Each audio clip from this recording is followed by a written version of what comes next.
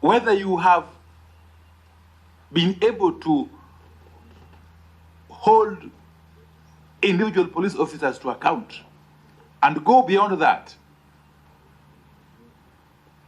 and hold the commanders to account, because that is within your mandate. Or do you just focus on those constables, those very junior police officers who are acting under instructions? Of course, you need to do that. But do you go beyond that and deal with and act on their commanders who have given the instructions? Two, and this is more specific, and I want to focus now on the recent demonstrations and attendant deaths and injuries from police actions. From your records, say since the beginning of this year, up now, how many Kenyans have lost their lives from police bullets and or truncheons? And I want to tell you, very honest with you, at the last count, we had 73 lost lives. And now speaking as Azimio. You can dispute or confirm. But from your end, because you are financed by taxpayers to do exactly that, how many lives of Kenyans were lost from police brutality during the demonstrations? And how many cases have we documented of those who had injuries? Many of them are still in hospital as we speak. And if you really care, I could share with you privately outside this forum the details. It's a serious matter, I'm sure you know. Yes. I'm happy my friend Osan Omar is in agreement with that, with me on that here. Now, you have said that you are handicapped. You know, at one point I felt very sorry for you people. When the IG of police referred to you as busybodies. You see? The current one referred to you people as busybodies. Of course, you responded meekly. No. As people who have got no teeth.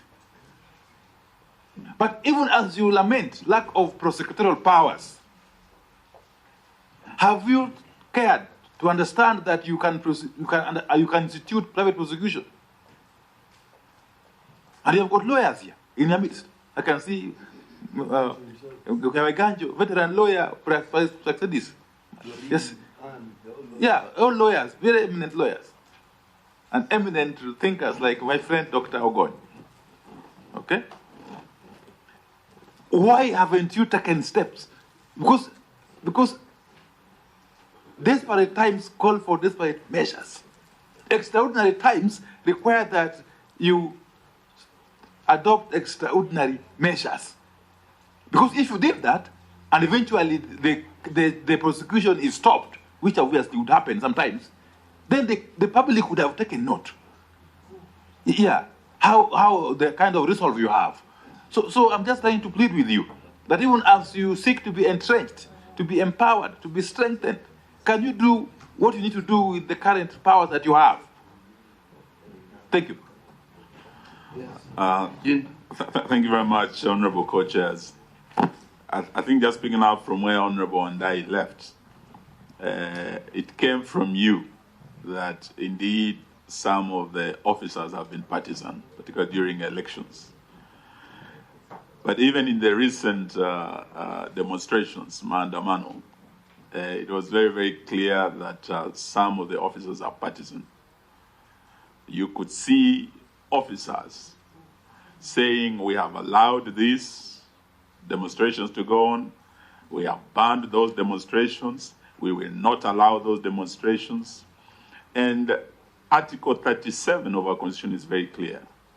That right, the freedom to demonstrate, the freedom to protest, to picket, is guaranteed by our Constitution. It does not depend on the generosity of Bwana Bungei in Nairobi or IG Kome. but you could see these officers actually purporting to allow or disallow. And some demonstrations were very violently handled.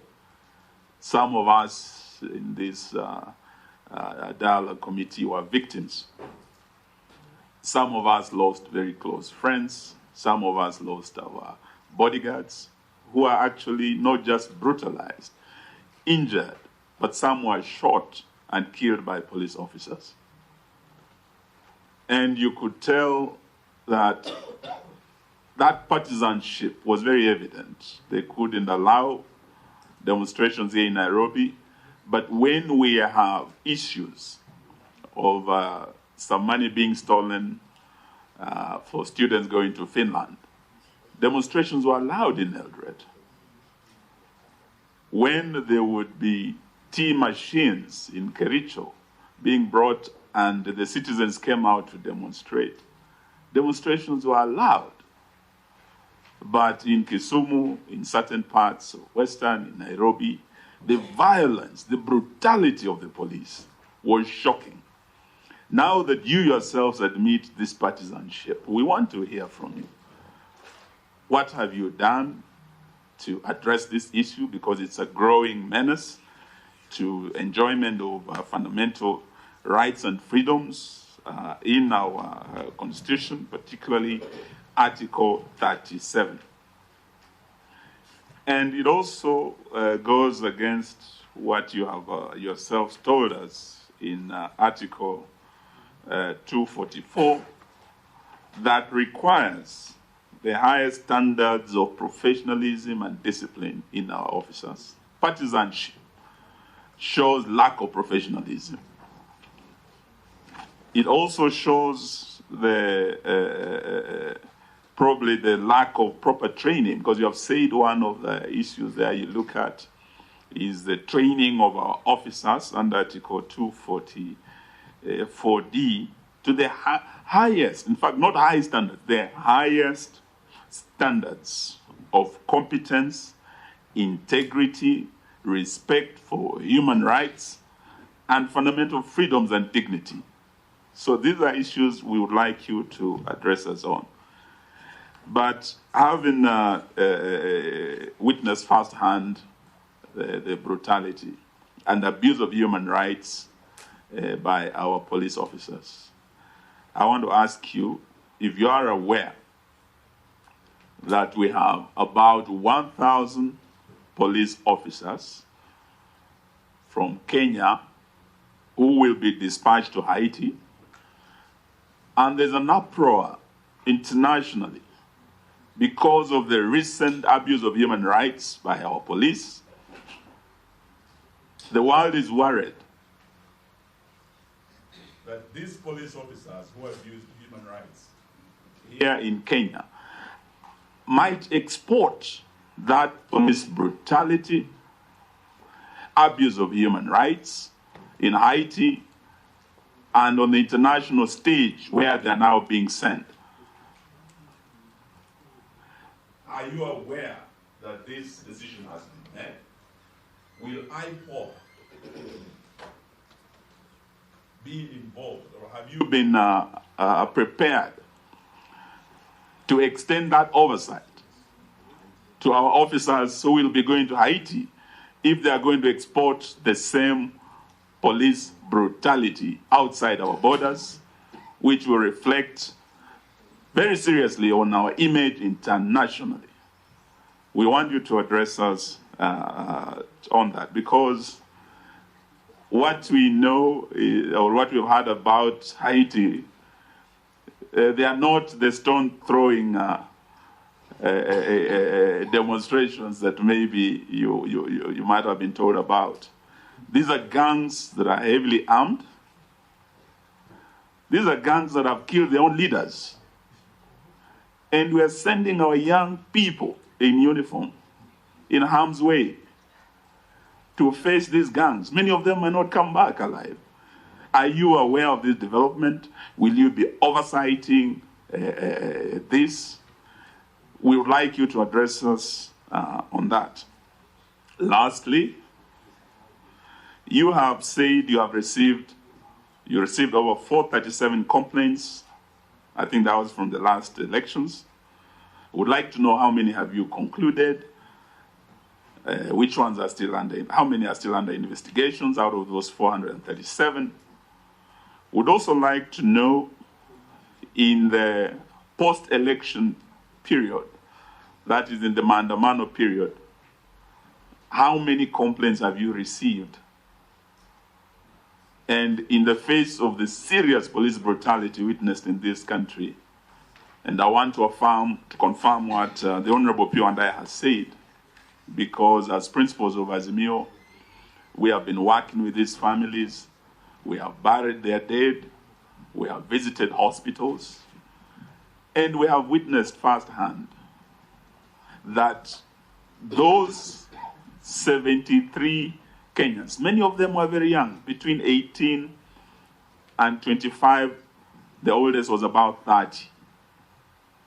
Post-mortem reports were availed to us, showing they were shot by the police, and the cause of death were gunshot wounds, many of them to the backs of their heads, many of them in their backs.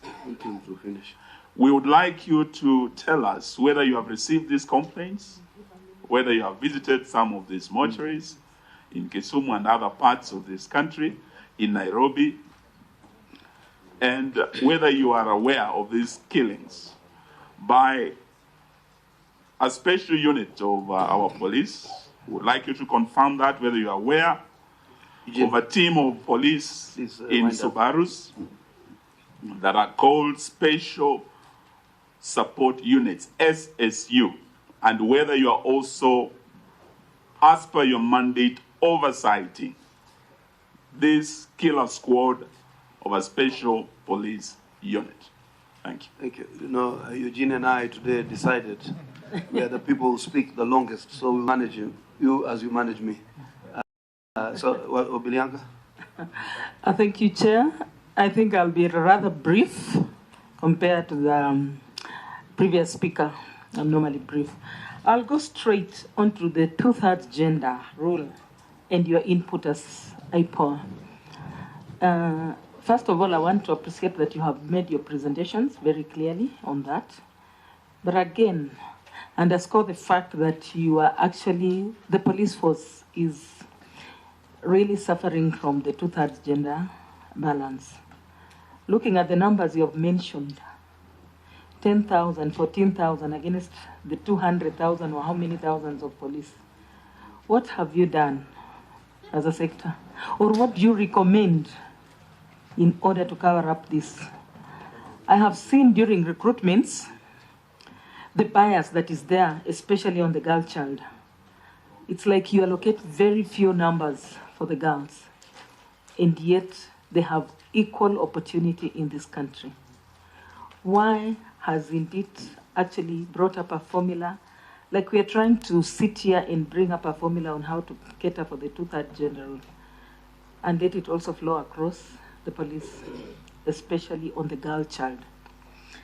Secondly, you also mentioned on something on the professionalism, I think of the IPOA board or IPOA, whatever, generally. You said 3/4 of the composition is actually officers. Why haven't you not put up a recommendation on other professionals to be included? National Police Service. The National Police Service Commission. Service Commission to be included apart from just officers and maybe the few other professionals that you have. Why can't we have a scenario where you cut across all sections? We have the professionals like the lawyers, even teachers, stuff like that. And finally, I get back to the demonstrations. During the demonstrations, people's properties were destroyed, businesses were devastated, and the police did very little actually to protect these groups. I can't say it was only in Azimio regions. Everybody was affected across the board. Kenya Kwanza sections were affected. Azimio regions were affected. So generally, what did you do, or what do you recommend that can be done? Or have you done even anything about it in the first place? Thank you. Amina. Thank you, Chair. My first question will be on the statements that were made by the Inspector General, Koome. He denied about the police brutality during the protests. He even went ahead to assert that Azimio la Umoja is hiring dead bodies and trying to paint a bad picture to the government and towards the police force. So as IPOA, did you investigate into this matter? Did you find out whether these people were dead? Were they really hired? Or were they really killed? So what's your take on that? Question number 2, we have also noticed as Kenyans that there is the raiding and sometimes kidnapping of certain high-profile individuals in broad daylight. IPOA, do you have anything to say about that? Thank you. And now to just make my comments. But one of the reasons I really want IPOA to work is, you remember I was a commissioner in KCHR. And I remember walking into the late Saitoti's office and asking him to ensure that there's a policing oversight authority. In fact, this bill, the draft came actually from the Commission on Human Rights. I used to do policing oversight within the security sector reforms program. And I realized the scale and magnitude. So my first question to you, Anne, 10 years on, what are the deficiencies? Because definitely there are deficiencies, particularly within the Act. The anchorage in law or in the Constitution is one. We try to find place for IPOA within Article 59 of the Constitution so that we can upload, because it says that through that you can create more than one commission. But I think we were not able to necessarily locate it within the Article 59 commissions. I do agree, but what else do you think needs to be done in terms of legal reforms of the IPOA Act to upscale it to that extent where it is effective? 2, the president came on the promise that there will be no extrajudicial killings. And I do still believe that that is the position. The justification would only be what is contained in the National Police Act on the use of force as measurable and directly proportional to the loss of the lives of others. So I do hope you will respond to some of these queries by Opio on the basis that response to the realm of the rule of law. I do not think the Kenya Kwanza government is in any way in support of an errant police force, a rogue police, or a regime police. But the second last question, the whole idea of police reforms, and you're supposed to be the police auditor. You're like an audit firm for the police, not only in terms of its accountability, but in terms of tracking its reforms, unless that mandate is not assumed in that act. The whole idea about police reforms was to move us away from a regime police to a democratic policing service. In your assessment, I can see very eminent people here, lawyers, doctors, social scientists. What do you think, how much progress would you say we have made from the advent of the 2010 Constitution to move ourselves away from a regime police to a policing service? And in that event, what more is required in terms of legislative, structural, or policy reforms? And lastly, the whole idea of also these shifts, there was the whole idea of police reforms or security sector reforms was premised on the fact that we needed to move away from the securitization of our democracy, that paradigm, to the democratization of our security. We move away from the securitization of our democracy, kwamba kila kitu ni serikali, matter of national security. In fact, there was a Director General of the INIS who tried to insert are close to limit the Bill of Rights to national security. We discovered it at some point. So at that time when we were voting the 2010 Constitution. So in other words, human rights is not limited in the purview solely of national security. There are limitations that are created by the Constitution itself. So we wanted to move ourselves to the democratization of our security. The democratization of our security means people should be engaged more engaged in participation of our security apparatus. So the question will be, do you think this police service is doing enough in terms of democratization of our security outside these conventional things of nyumba kumi sijui and vitu kama hizo, or DCs and DOs and the chiefs and whatnot? Is there been sufficient shift in terms of the paradigm? But finally to Opio and I think we will really expect an independent report from your team, and you can be very sure that there is no government that is not limited by the rule of law, and there's no government, the Kenya Kwanza government is not keen or is not intent on protecting where rogue police officers have been involved in taking the lives of others in a manner brutal. So therefore it should not be purported by their sentiments that there is any sanitization on our part.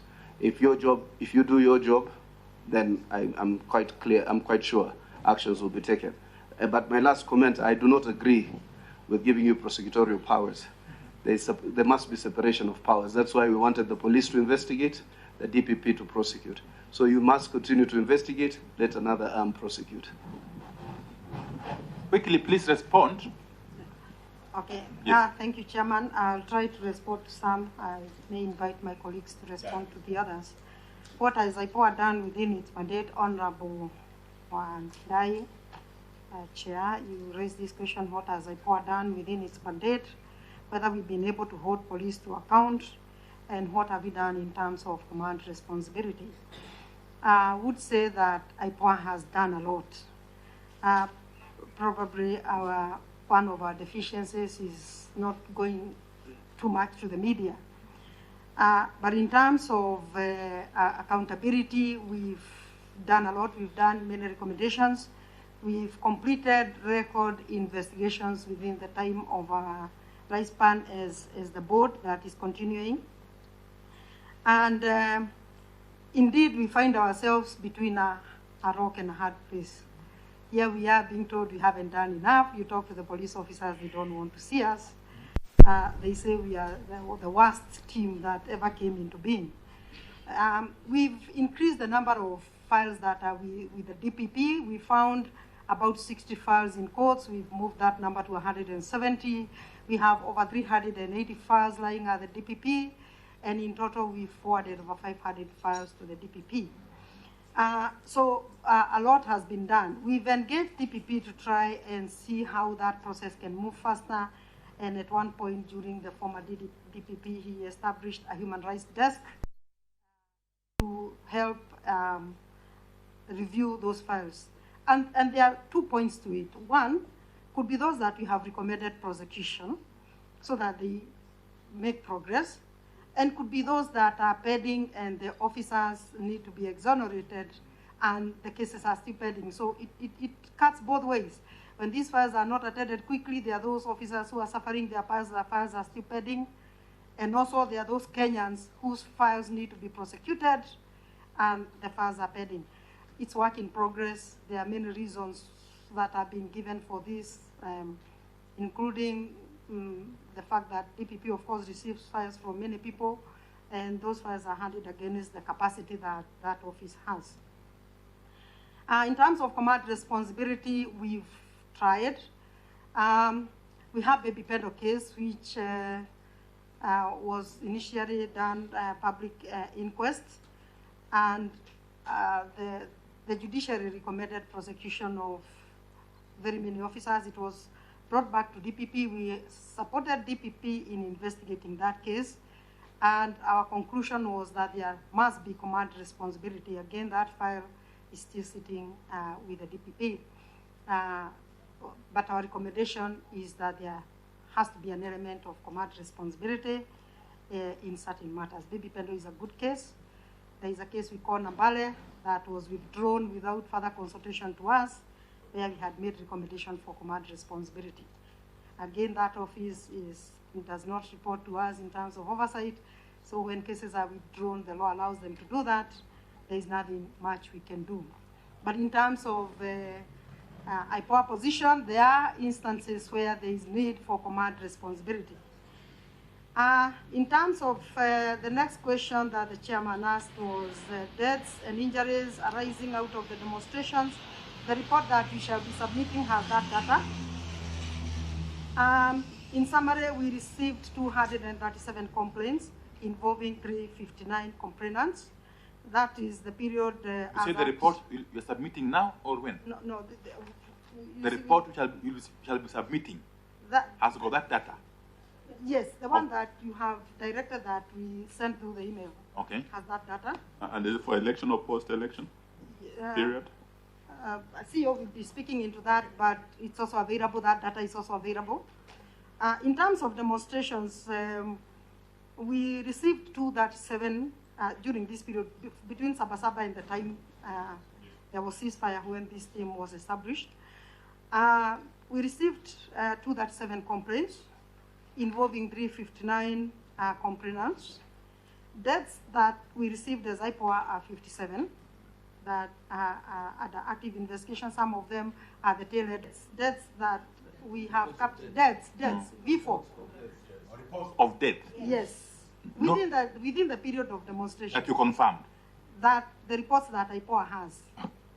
The data that we have on deaths is 57. Not 73. Not 73. And this is how they are classified. Kisumu 33, Nakuru 2. Slowly. Nairobi 20. Come again?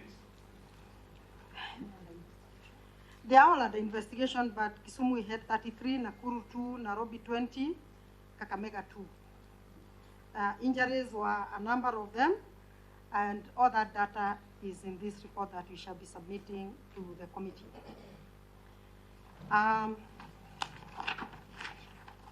In terms of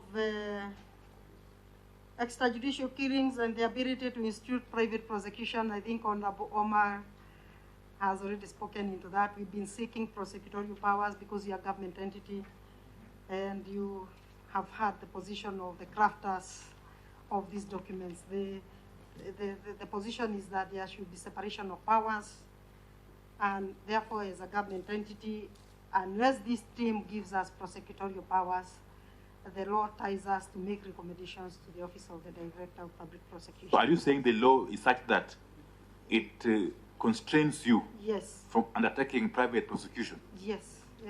Explicitly? We cannot do private because you're government. We are a government entity. Under what law? IPOA Act. Yeah, that's what I'm asking you. Is it explicit in the Act that you can't undertake private prosecution? And if you juxtapose that with the provisions of Article 157, let's help us understand. Yeah. Sure. IPOA can do private prosecutions. What we are saying is that when we do our investigations and need to give recommendations to the ODPP, we have to wait until the ODPP now either agrees with our recommendations or returns the file to us to ask us to add on the evidence that he thinks perhaps does not meet the threshold. And during that process, because sometimes we finish our investigations very quickly, most of the investigations are over. But as you have heard from the figures, the files that are pending before the ODPP are too many. And we continue doing our investigations and forwarding our recommendations there. That's why we were asking for prosecutorial powers. So, Waiganjo? Yes. Some of those files can stay there forever? Yes. In theory?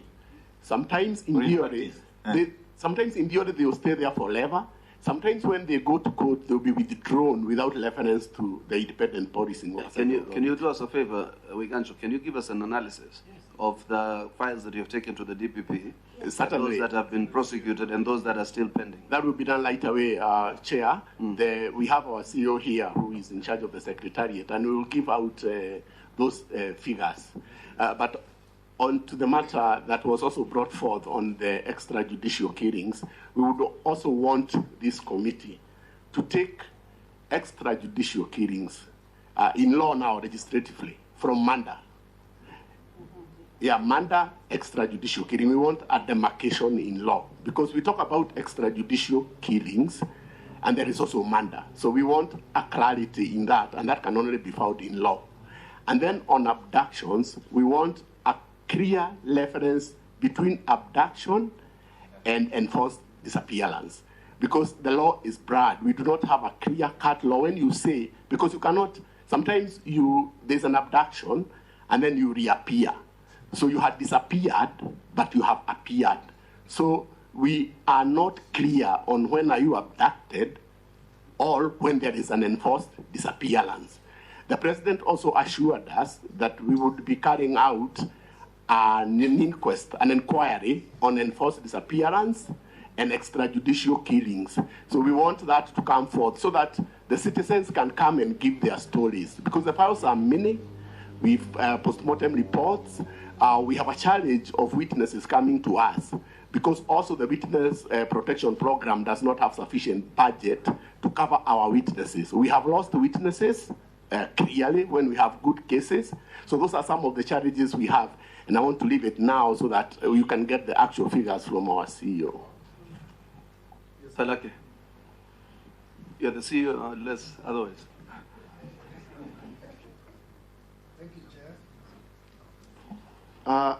I don't want to repeat what has already been spoken to, but probably just to clarify on the issue of the command responsibility, that as IPOA for the first time, innovatively together with the DPP, we've been able to take a case to court. Actually, Baby Pendo case is a case in court where 12 senior police officers from county commanders are now in court. And that is by way of us taking the responsibility higher, beyond the constables on the ground. So this is a live matter which is currently in court, and we will be able to see the progression of that case in court. I don't know, Chair, you may wish to speak to the Haiti question. I'll leave that to the Chair. On the issue of extrajudicial killings, we have, of course, what has been explained by Honorable Waiganjo, but beyond that, as an authority, we have clarity on what we are doing. The cases we are able to investigate where it has been determined through investigations that we are able to identify the people responsible in those enforced disappearance or in extrajudicial killing have been taken through investigations. However, where we are not able to determine directly the police involvement, the commission or the authority has decided that it will undertake public inquiry, which will be able to, to determine exactly the circumstances and also determine accountability. So I think that is all I would want to clarify. Wait, you are still on the floor. Yes. What about the other, you see, when you stretch your imagination in terms of the electoral injustices? Yes. There were complaints here by IBC. Yes. The officers were assaulted, murdered, etc., etc. Yes. There's been little police action. Can you please also look into why there's police inaction on complaints filed by IBC commissioners and the commission itself on part of the abductions, murder, assault, and other vestiges against the law? Secondly, I remember there are these men who are working in the KK Secretariat, the Indian nationals, who were actually abducted by the DCI and were killed in some container. They had a killing container somewhere. what is the extent of the fate of those men from the DCI? Okay, maybe picking up on the last one about the Indians. I think this is a matter, again, which is, of course, in court. And between IPOA and the DCI, we were able to make a presentation. And I think I would rather ask the head of legal to speak to that matter with clarity. Yes, thank you. As the CEO has stated, that the matter is currently in court. The matter is being handled by, of course, IPOA and also the Internal Affairs Unit of the National Police Service is dealing with that investigation, and the matter is currently in court. On the issue of IBC, yes, there were the reports, of course, cases we are handling where IBC officers were assaulted allegedly by police. A case we are handling is the case of the IBC officer in Wajir, and we have made a very advanced investigation on this, and these are matters which are basically towards conclusion. Thank you. Thank you, Chair. On the issue of partisan approach and the IG banning demonstrations, I'll like the Vice Chair to speak into that. Then Commissioner Mudaura can speak into the issue of Haiti. Let's try to now wind up. Yes, in the next 5 minutes. Okay. Dr. Deputy Chair. Thank you so much. Thank you so much, chairs and honorable members. It's true. In our records and in our presentation, we mentioned that there is some partisan in the police, but generally I want to put it clearly that not all police are partisan. Of course, everybody is relating with the police in one way or the other. It is true. If you look at the statistics from IPOA, about 99% of the police are doing a good job, but 1% has some issues. And sometimes when one person becomes rogue or one person makes a statement, it's not a general statement for all the police. Of course, somebody may be in a command position many times, and where they go wrong, it is very clear with the IPOA statement today that we have no compromise at all. We may look like we are crying here and there, but statistically, if you look at this document later, you will realize that no police officer is above any action from IPOA. And we have summoned even people in very high ranks. So bipartisan, yes, because of course you can see some elements here and there. But generally, the police are doing a good job. Of the IG, of course, people have the right to say what they want to when they get the podium. And interestingly, chairs, we have asked the IG why he made that statement.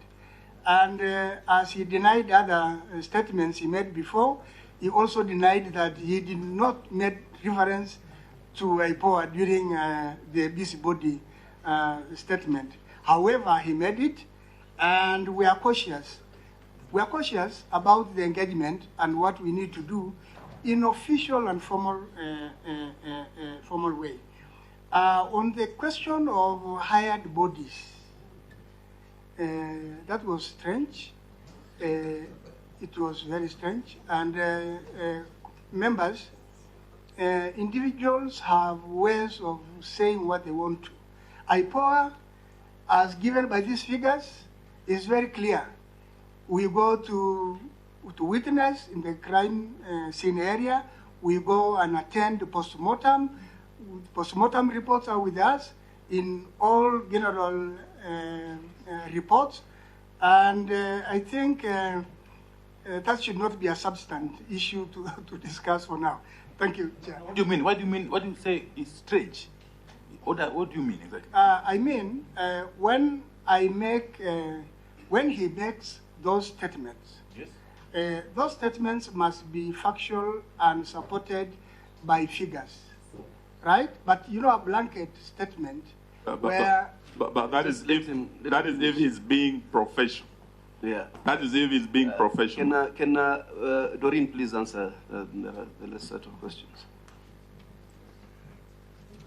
Just before she answers, just the issue of two-thirds general rule is something that we always talk about, something we have also raised with the National Committee in Parliament to ensure that in terms of recruitment, they increase the number of women, because they do in such a way that women are not, even in the entry level, they are not given equal opportunity. So that's something we have picked up, even at the top level. In fact, there used to be Madam Kaindi, and once she was removed, there was no more representation there. So it's something that we really want the parliamentarians to pick it up themselves and ensure that that thing happens, that we get top leadership of women. Thank you. Okay, Doreen. Thank you, sir. On that, make it brief. Absolutely. On just a quick one to add on to what Commissioner Fatma has said, and this is a question by Honorable Abilyanga, that what have we done to ensure at least matters of female gender are considered in the service? We are involved. We conducted the first ever Women in Policing conference in the country, and we are pleased to inform you that it was very successful. And we are also supporting the establishment of Association of Female Police Officers in the service so that they're able to advance their own concerns within the service, and associations as recognized under Section 87 of the NPSA. Now, on issue of Haiti, we have also learnt of the same from the media, and we have not been officially engaged on the same, but this is an appreciation that the Act, the NPSA, that is the National Police Service Act, provides for, or rather allows the Inspector General or the service generally to partner regionally and internationally with other services in matters of policing. Now, how the same is regulated, remember this is, once they leave the country, it's under international law. Remember, our scope is territorial. We are only able to deal with our officers while within our territorial space and when under the command of the Inspector General. That said, we are very concerned about the welfare of our officers as they engage or live for Haiti, and most importantly, training for them to be able to carry out the duties they are required to do while there. Now, one other issue on our act is that we can investigate officers during and even when they've left the service. So whatever the circumstances, we believe that if allowed under the various instruments that have been entered into, probably through mutual legal instrument by the Attorney General, the IG, and other entities that are involved, we hope that IPOA scope will be entrenched to allow us to deal with this matter when they are back into the territories. We are open to explore modalities of dealing with such, because this appears to be our first. And like KDF, where we've had this kind of processes, IPOA, in this instance, we are going to explore approaches on how to deal with the same. Sorry, sir, quick one on the issue of legislative intervention to allow the authority to proceed or carry out its duty. Truth is, if we don't have oversight, then in the service, NPS, or even those other services, we have seen what has happened, for example, in Marsabit, in Wajir, with the KWS, and so on. We request that entrench oversight for all those entities. The police feel targeted whenever they're involved even in a multi-agency approach or exercise of policing nature. It's only the police that are investigated. The other agencies are dealt with internally and mostly not in a very open manner. We request that we have existed from 2011 to date without regulations. Therefore, we're requesting that the regulations that are currently before the House table, before the Committee on Delegated Legislation, please be fast-tracked to enable us have a legal framework that is self-executing. Well, the other issue, sir, is about compliance of the Act as it exists. That's a big challenge for us, and it's legislative in nature. We don't know to what extent we are supposed to be suing the various commanders to notify us of deaths that occur within or during police operation.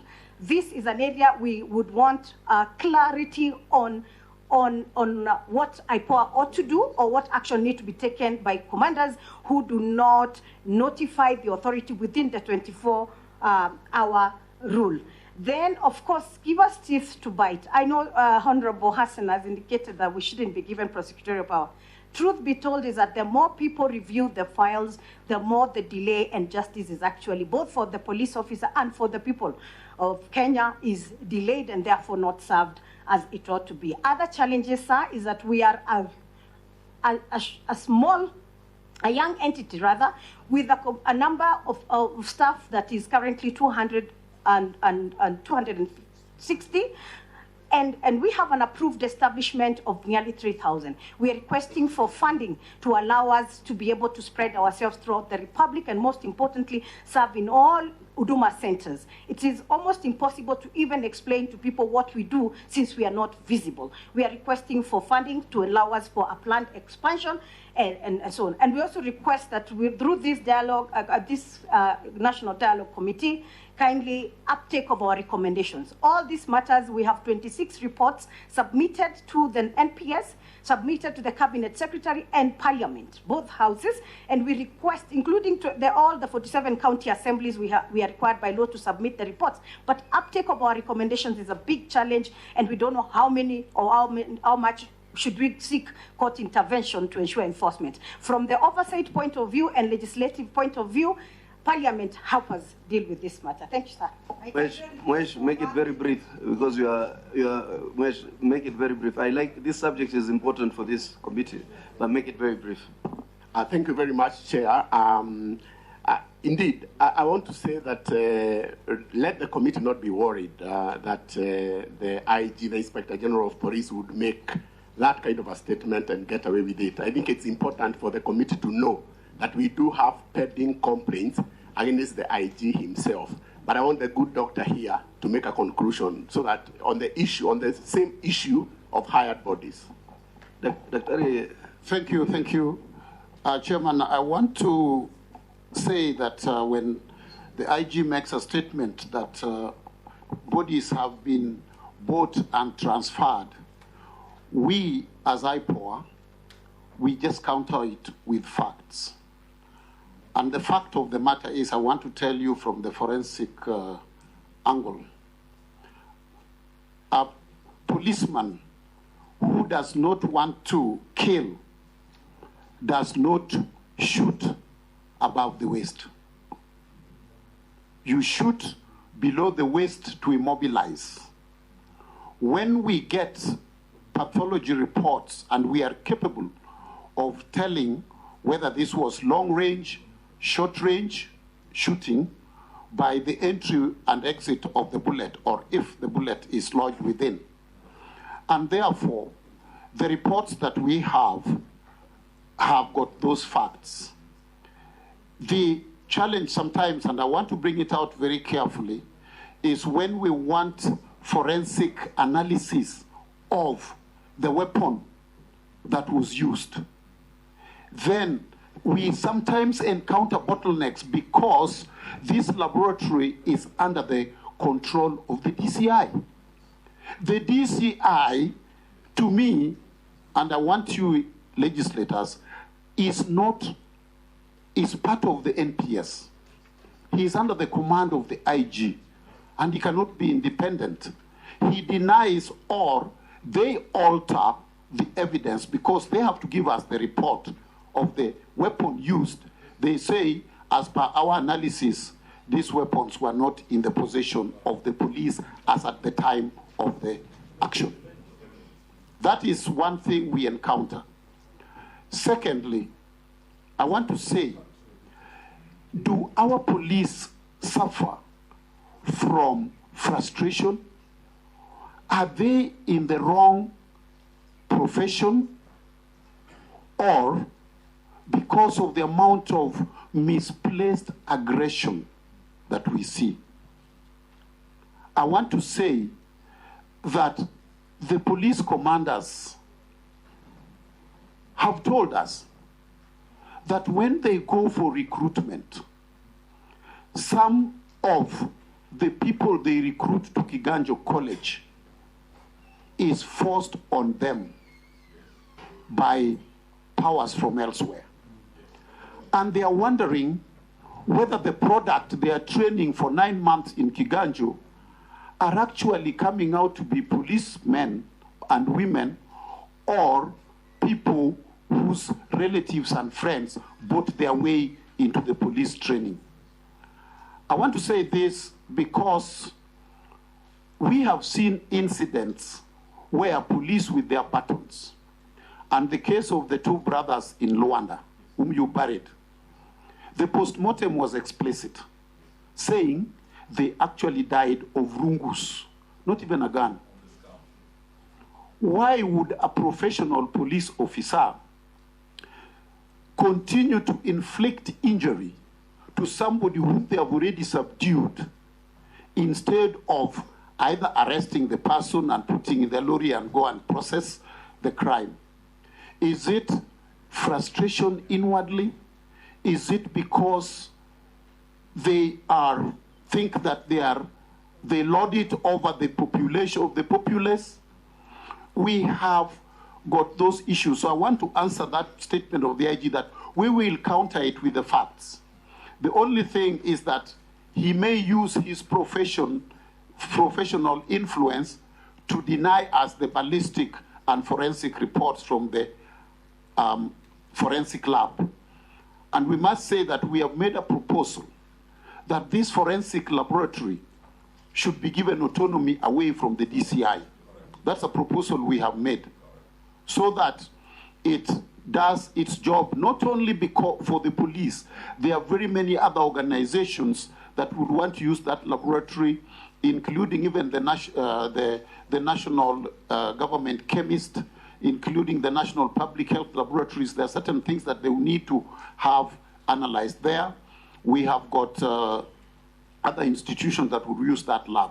So domiciling it strictly under the IG also hampers our work, because the DCI are part and parcel of the police. But we get the facts from that. Thank you, Dr.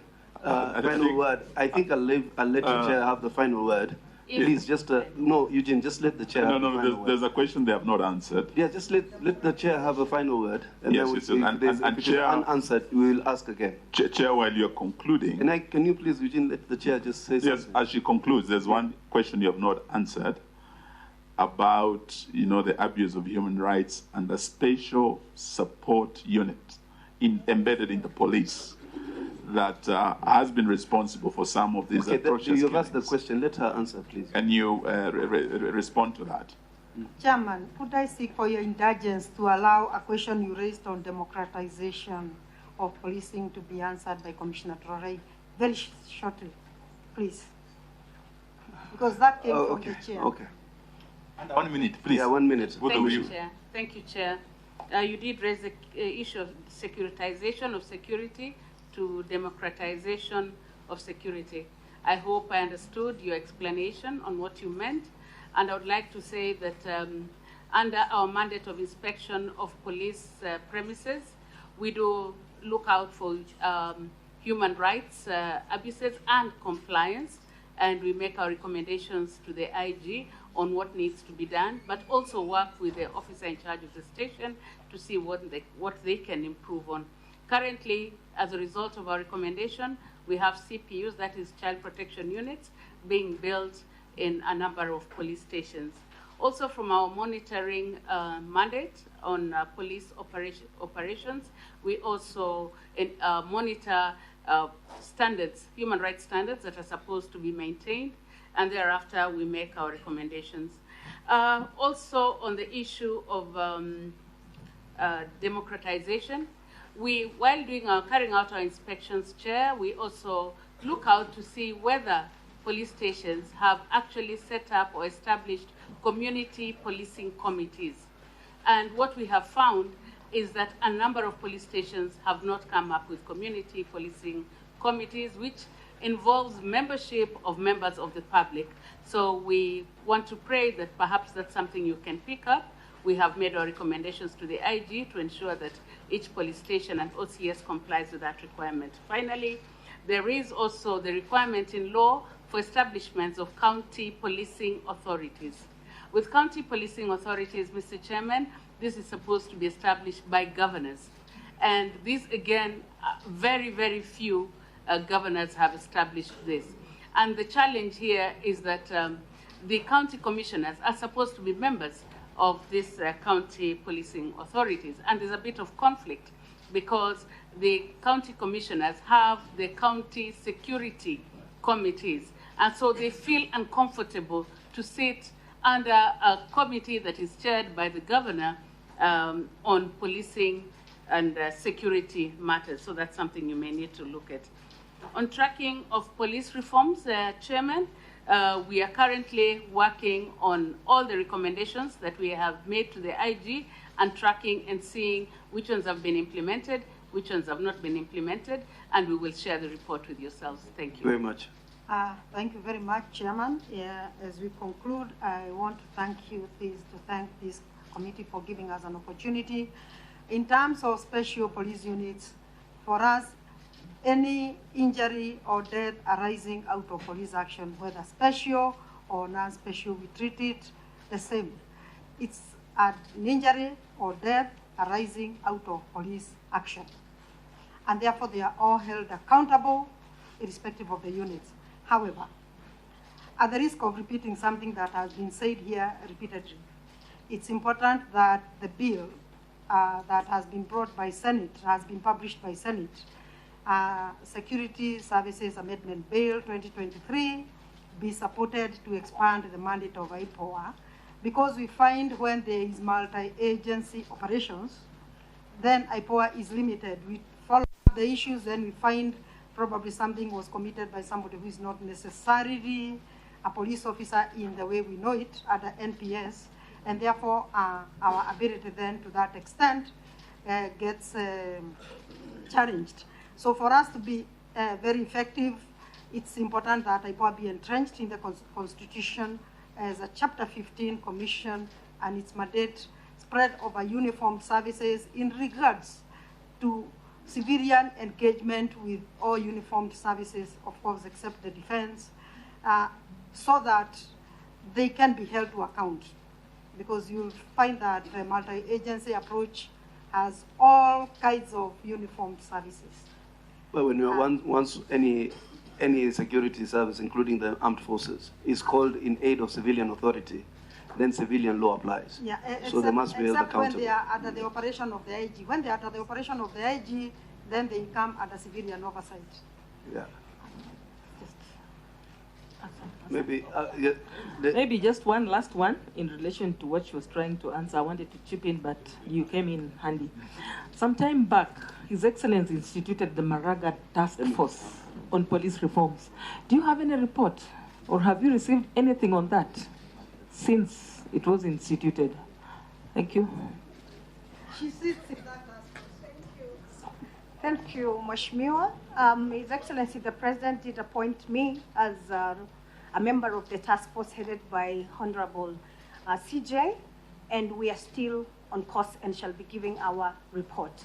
What we have discussed here is what we have as IPOA. In fact, in detail, the report will shed light on matters that affect police, NYS, and prisons, and prison service. And in addition to that, it will go into equipping, training, all these issues that have been asked by Mheshimiwa Eugene on SSU, or rather special police units and so on. So it's a very detailed report. I'm not under any right to share in your So Doreen, first and foremost, I want to thank you for one thing that you said about the mission to Haiti, about training and welfare. Absolutely. And I associate myself with the views of Dr. Ludumpoe, that 99% of our police officers is actually okay. Yes. Because we don't want to create an impression when this mission is in Haiti by some of the sentiments here that those Kenyan men and women have gone there to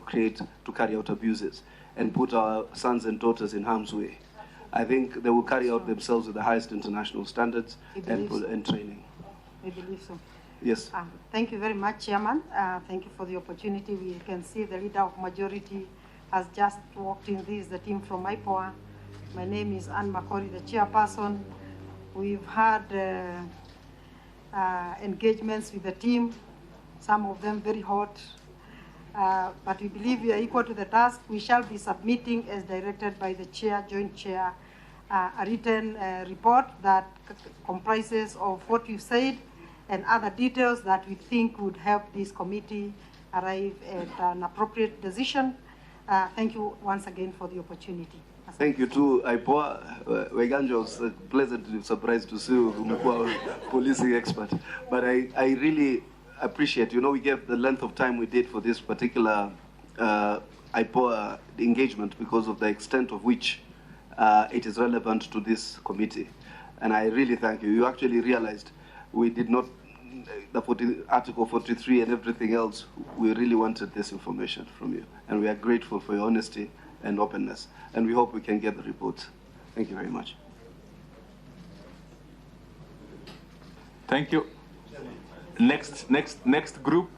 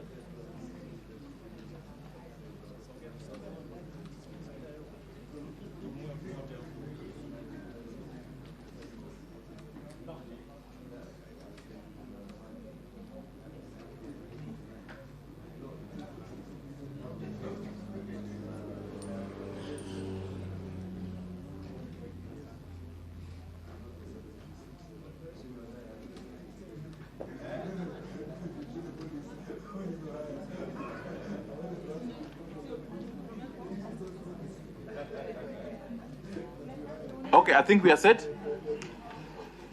Are we?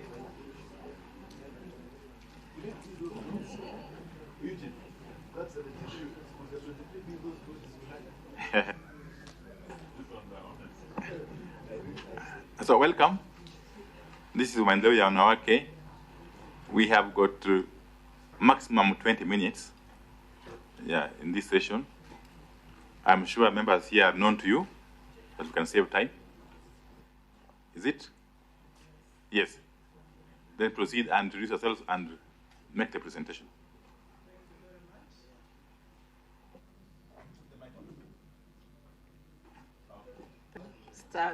Start our way, which is to say a prayer, a Muslim prayer and a Christian prayer. Mama Fatima, say a prayer, a brief one.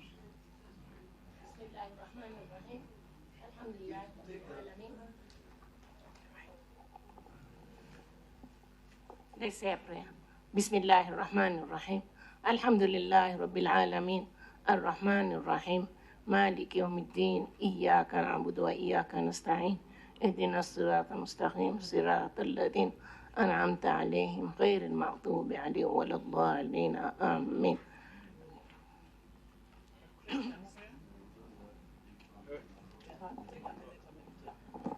Tuombe. Mungu Baba Mwenyezi, tunakuja mbele yako Baba wetu, tunakushukuru, tunakuinua na kukutukuza. Asante kwa siku hii muhimu. Tunakuomba tunapoanza, tuanze na wewe, hadi tutakapotamatisha uwe pamoja na sisi. Kwa njia ya Kristo aliye Bwana na mkombozi wetu. Amen.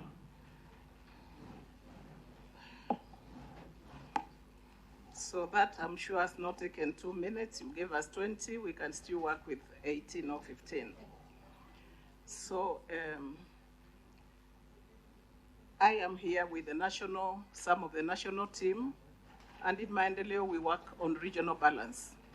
So I have representation from Nyanza, she will speak, the National Secretary, I have Secretariat here from Eastern.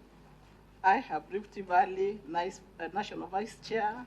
I have Coast National Vice Chair. I have National Treasurer. And I have Mount Kenya represented at the end. So basically we are 5 regions here on behalf of the 8. So then allow me to start. His Excellency Honorable Stephen Kalonzo Musyoka in absentia. Please avoid those protocols. We avoid those protocols. Yeah, we go just go straight. But then must you say leader of majority, because we are happy to have you there, and Wandai, and then we continue. Our preamble. Maendeleo is a non-governmental organization which seeks to nurture and empower women through various capacity building interventions that promote women's rights and sustainable livelihoods in the society. Maendeleo turned 70 years, somebody raised the book, turned 70 years last year, and it is the oldest and largest women organization in Kenya.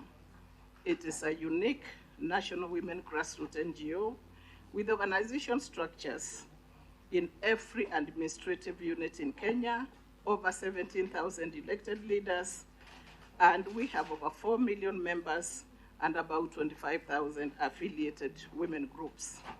The organization is managed from the headquarters by an elected National Steering Committee and a secretariat. The CEO is here and our team, ended from headquarters by the National Chairperson. Considering our large grassroots membership and presence, we give this submission as a representation of all our members and indeed the women of Kenya, and we do own the 2 women there, Mama Wabulianga and Mama Mnazi. You are our members, you are our sisters, and we are happy to have you there. We then thank the National Dialogue Committee, NADCO, for inviting us to give this presentation today as stakeholders, and we commend this committee for establishing this consultative process. Maendeleo indeed has been on record constantly calling for a national dialogue, because it is undeniable that dialogue and consultation among Kenyans is crucial for promotion of peace and national unity. We as mothers and custodians of the family will always call for dialogue, as we do in our homes. This submission is on behalf of then the team I've talked about, NSC, as I've introduced the members, the board, which is 58 members, basically 47 county chairs and 11 national officials. It is the biggest board, I'm sure, in this country. The annual general meeting, AGM, which is about 800 members and will be meeting later in the year. Message from our patron, Mama Phoebe Asio, who is abroad, and greetings from the acting patron, Mama Zibora Kitoni. So I go then straight to recommendations of the agenda set out by this committee. Number 1, electoral justice and related matters. Restructuring and reconstitution of the Independent Electoral and Boundaries Commission, the IEBC. We support restructuring and reconstitution of IEBC and addressing gaps that we have identified as follows. Number 1, the Secretariat. The IEBC Secretariat should undergo capacity building given the sensitivity of their job. The Secretariat needs to win public confidence that is professional, inclusive, and impartial. IEBC Commissioners Selection Panel. The selection panel should be agreed upon by all players. It should be inclusive and open with the selection process, as well as commit to selecting highly competent commissioners that Kenyans have confidence in. I dare then say, Maendeleo has already presented itself. They wrote to us, the current team, and we gave our views. That is on record. Civic education. IEBC should be funded sufficiently and in a timely manner to educate the public on the election processes, which we feel was not conclusively done in the last 2 elections, 2017, 2022. I am not even sure whether it was done properly in 2013. Boundaries delimitation.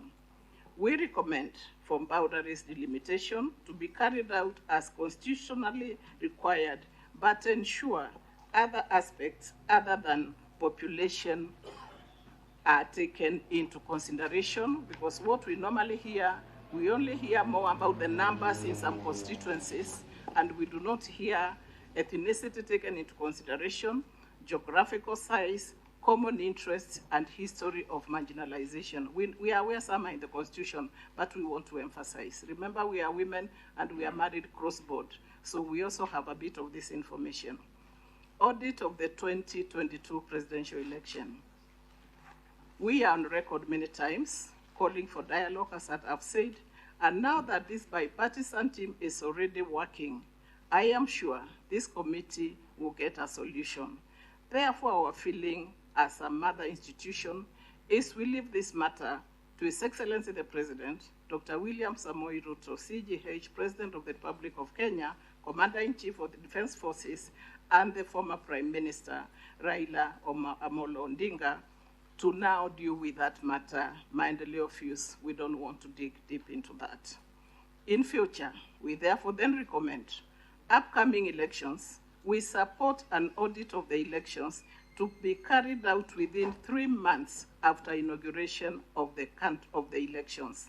That then, within 3 months after inauguration, we can be done with auditing and the country can go back to work. Outstanding constitutional matters. Article 43 of the Constitution, the cost of living and related issues. Current economic situation has families struggling to meet daily needs due to high food prices and other basic needs and high unemployment. We therefore then give the following recommendation. We would appreciate a separation of matters to do with cost of living and politics, because cost of living is affected by other external factors, such as we had a prolonged drought. We even witnessed the war Ukraine just did not start, but we saw politics playing in. As mothers, we strongly speak out against our children being reduced to voters and wish to see them benefit from the votes they cast.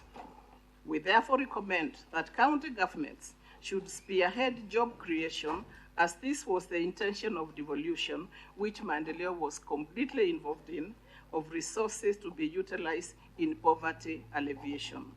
This is how we can therefore address the presence of poverty in Kenya 60 years after independence. Promoting national unity and inclusivity in public appointments and adequate checks and balances. We give the following recommendations to address the issues of governance, impunity, and independent institutions, constitutionalism, and the rule of law in Kenya. We propose the following. Civic education programs that raise public awareness about the importance of good governance, the rule of law, and accountability. Incorporation and entrenchment of national values, and the women here, please hear us. Entrenchment of national values into school curriculums from an early age. What we are seeing today in values can only be healed if we start from the bottom, and therefore we hope that you can hear us here as mothers. Emulate institutions that are practical examples of inclusivity. For instance, Maendeleo here practices inclusivity in their models, and we have brought you all the documents. I think somebody should take them over for them to look at as we continue talking. Separation of governance and politics. Fidelity of political, or separation of governance and politics. Fidelity of political parties, coalitions, and law on multi-party democracy. I continue? Preventing interference with political parties stroke coalitions. Recommendation. Enforce transparency and accountability measures for elected officials. Political parties requiring them to disclose their funding sources, expenditures, and activities to the public. Entrenching funds into the Constitution, the National Government Constituency Development Fund. We support the entrenchment of the National Government Constituency Development Fund and GCDF in the Constitution, and recommend the following changes. And those in front of us, many are MPs. So we recommend here, please, that ensure women representation in the CDF incorporating grassroots leaders such as Maendeleo Wanawake, right from the ward, and other players, sub-counties or county chairs. Women in church, we have women in Mothers Union, very good leaders, women in the Catholic Women Association, the Women Guild, and even women in the mosque, our Muslim sisters. Retired teachers in their bursary committees. A practical example is Maendeleo chairs who sit in the county anti-corruption civilian oversight committees. We are in 40 counties, and we do a lot of work. The fund should address social issues such as teenage pregnancies and vulnerable children such as orphans. I dare say, and here as mothers, that our girls, we are number 3 in the world for girls giving birth at 13 years, and that then leaves them to be grandmothers at 26 years. That none of you want to see in your homes, even from your children. So we are asking for a lot of listening into this. The National Government Affirmative Action Fund, we support the entrenchment of the National Government Affirmative Fund, GAF, in the Constitution and recommend the following change. Engagement of grassroots leaders, women, community leaders in programs supported this fund.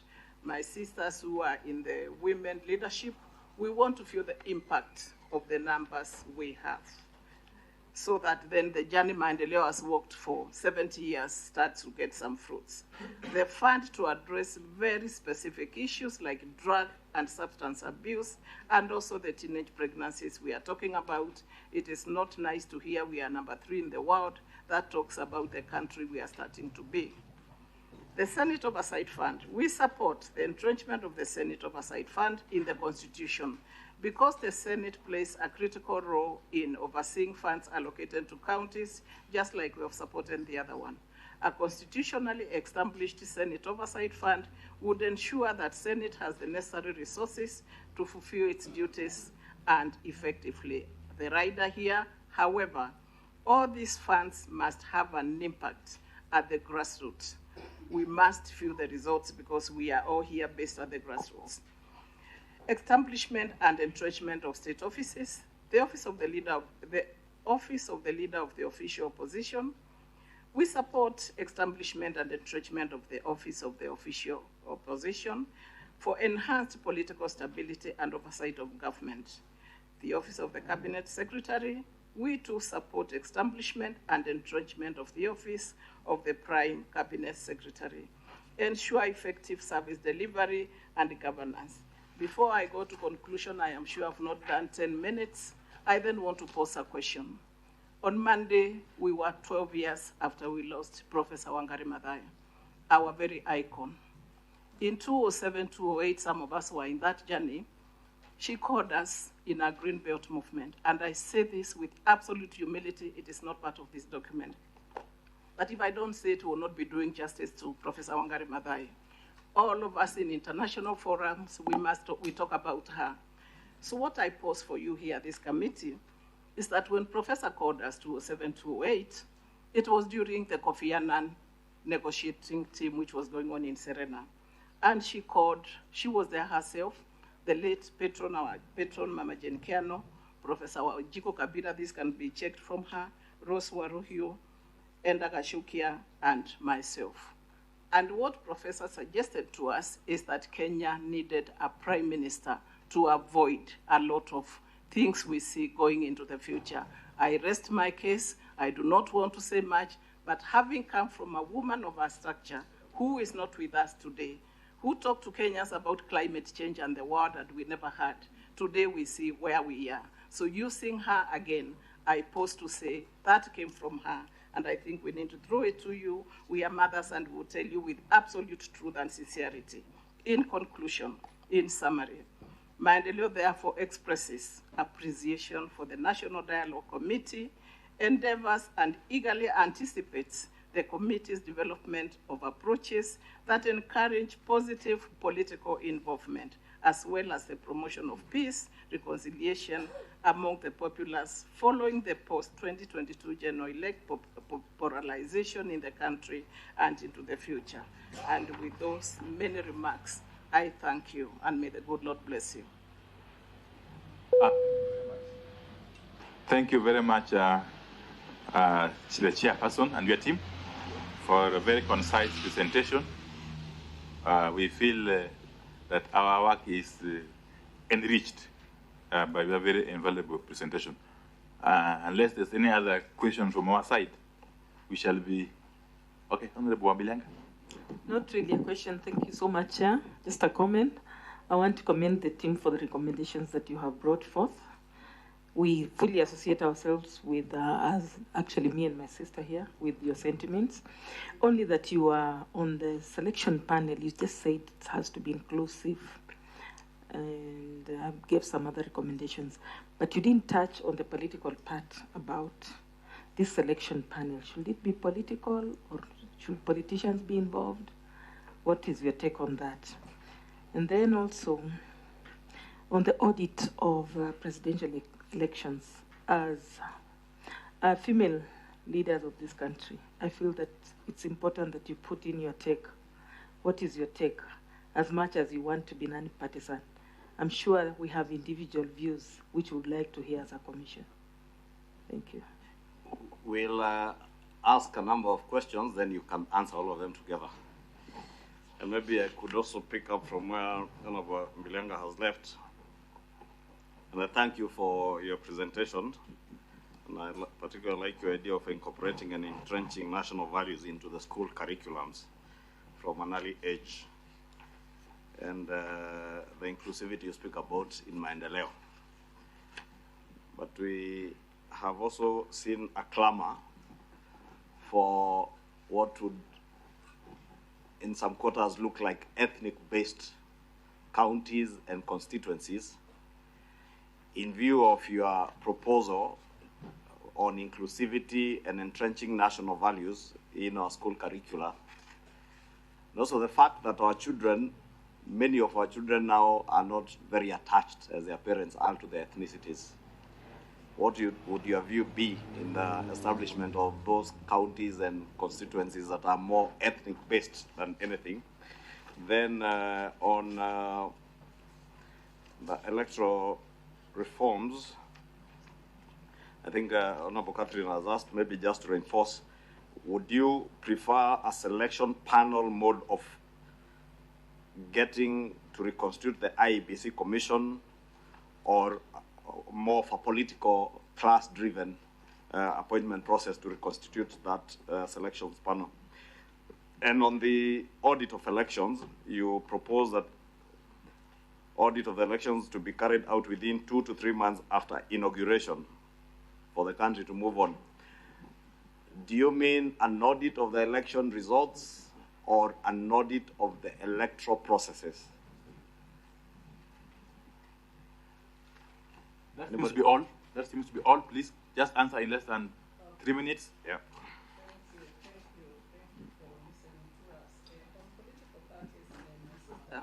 Sorry, thank you on the questions on political parties, my sister. Maendeleo is national, and you have heard the numbers. And as I sit here, our members are drawn basically from 47 counties. It's half and half.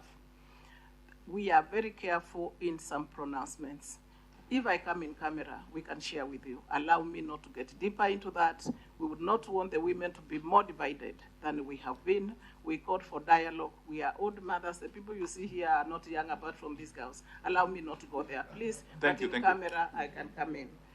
The audit 2022, I was also quite clear about that.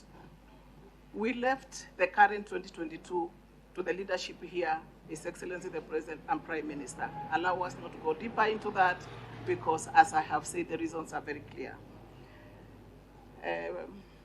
National majority leaders talked about liking the values and the kids and the now counties which are more ethnic-based.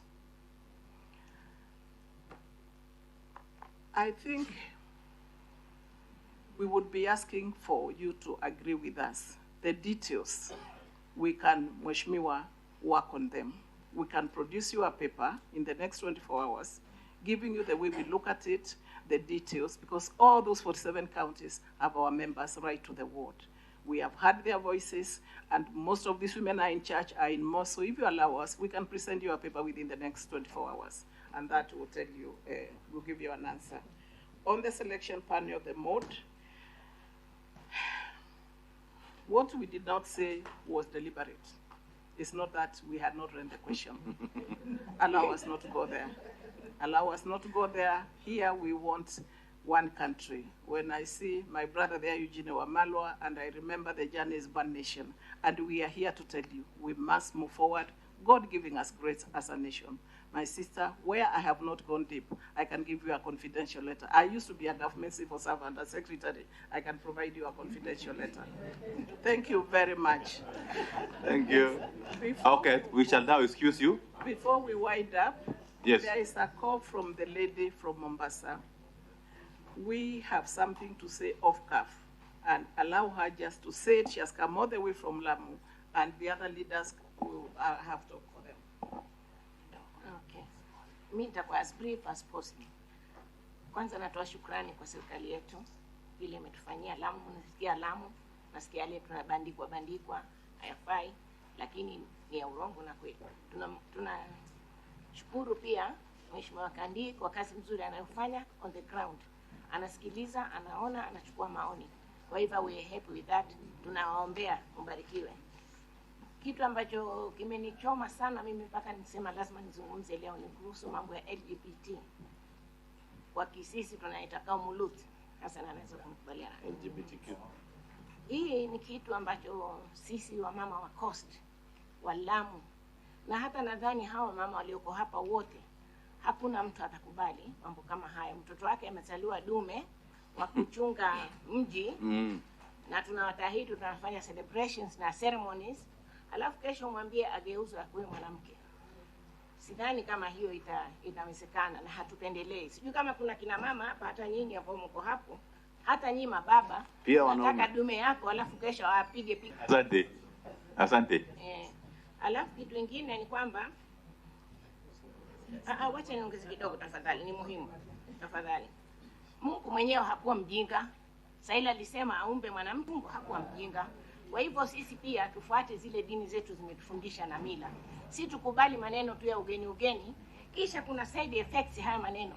Unajua mtoto si kupiga kiuno peke yake, hata anavaa pad, unajua? Anaharibika, anapata infection. Wanawake wanapata mpaka makansa. Kweli tunataka watoto wetu tumezaa, tumelea, tumewasomesha, kesho tuwe na mambo kama haya jamani? Mimi napinga kabisa mambo ya LGBT, naomba na nyinyi nyote mpinge kama mimi. Hawa watoto wetu warimeni madume.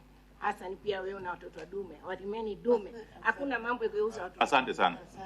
Asante sana. Now we shall excuse for those mumesikia mama kwa niaba ya mama, wamesikia kwa niaba ya patron wetu Mama Phoebe Asio, who is out of the country on medical grounds, acting patron Mama Zibora Kitoni, the entire board, the entire membership, and the team here. We wish you well, and we are looking forward for very successful negotiations. We continue being on our knees to pray for you. This is one country. We do not have another one. May the good Lord bless you. Thank you. Thank you very much. Have the NCIC come forward.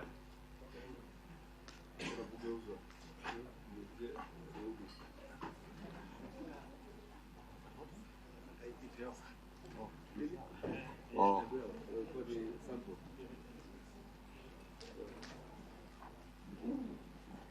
Kindly assist them to disengage, please. NCIC. In the interest of time. Salimiana baadaye afadhali. Or Dr. Mutumbo if he's quicker.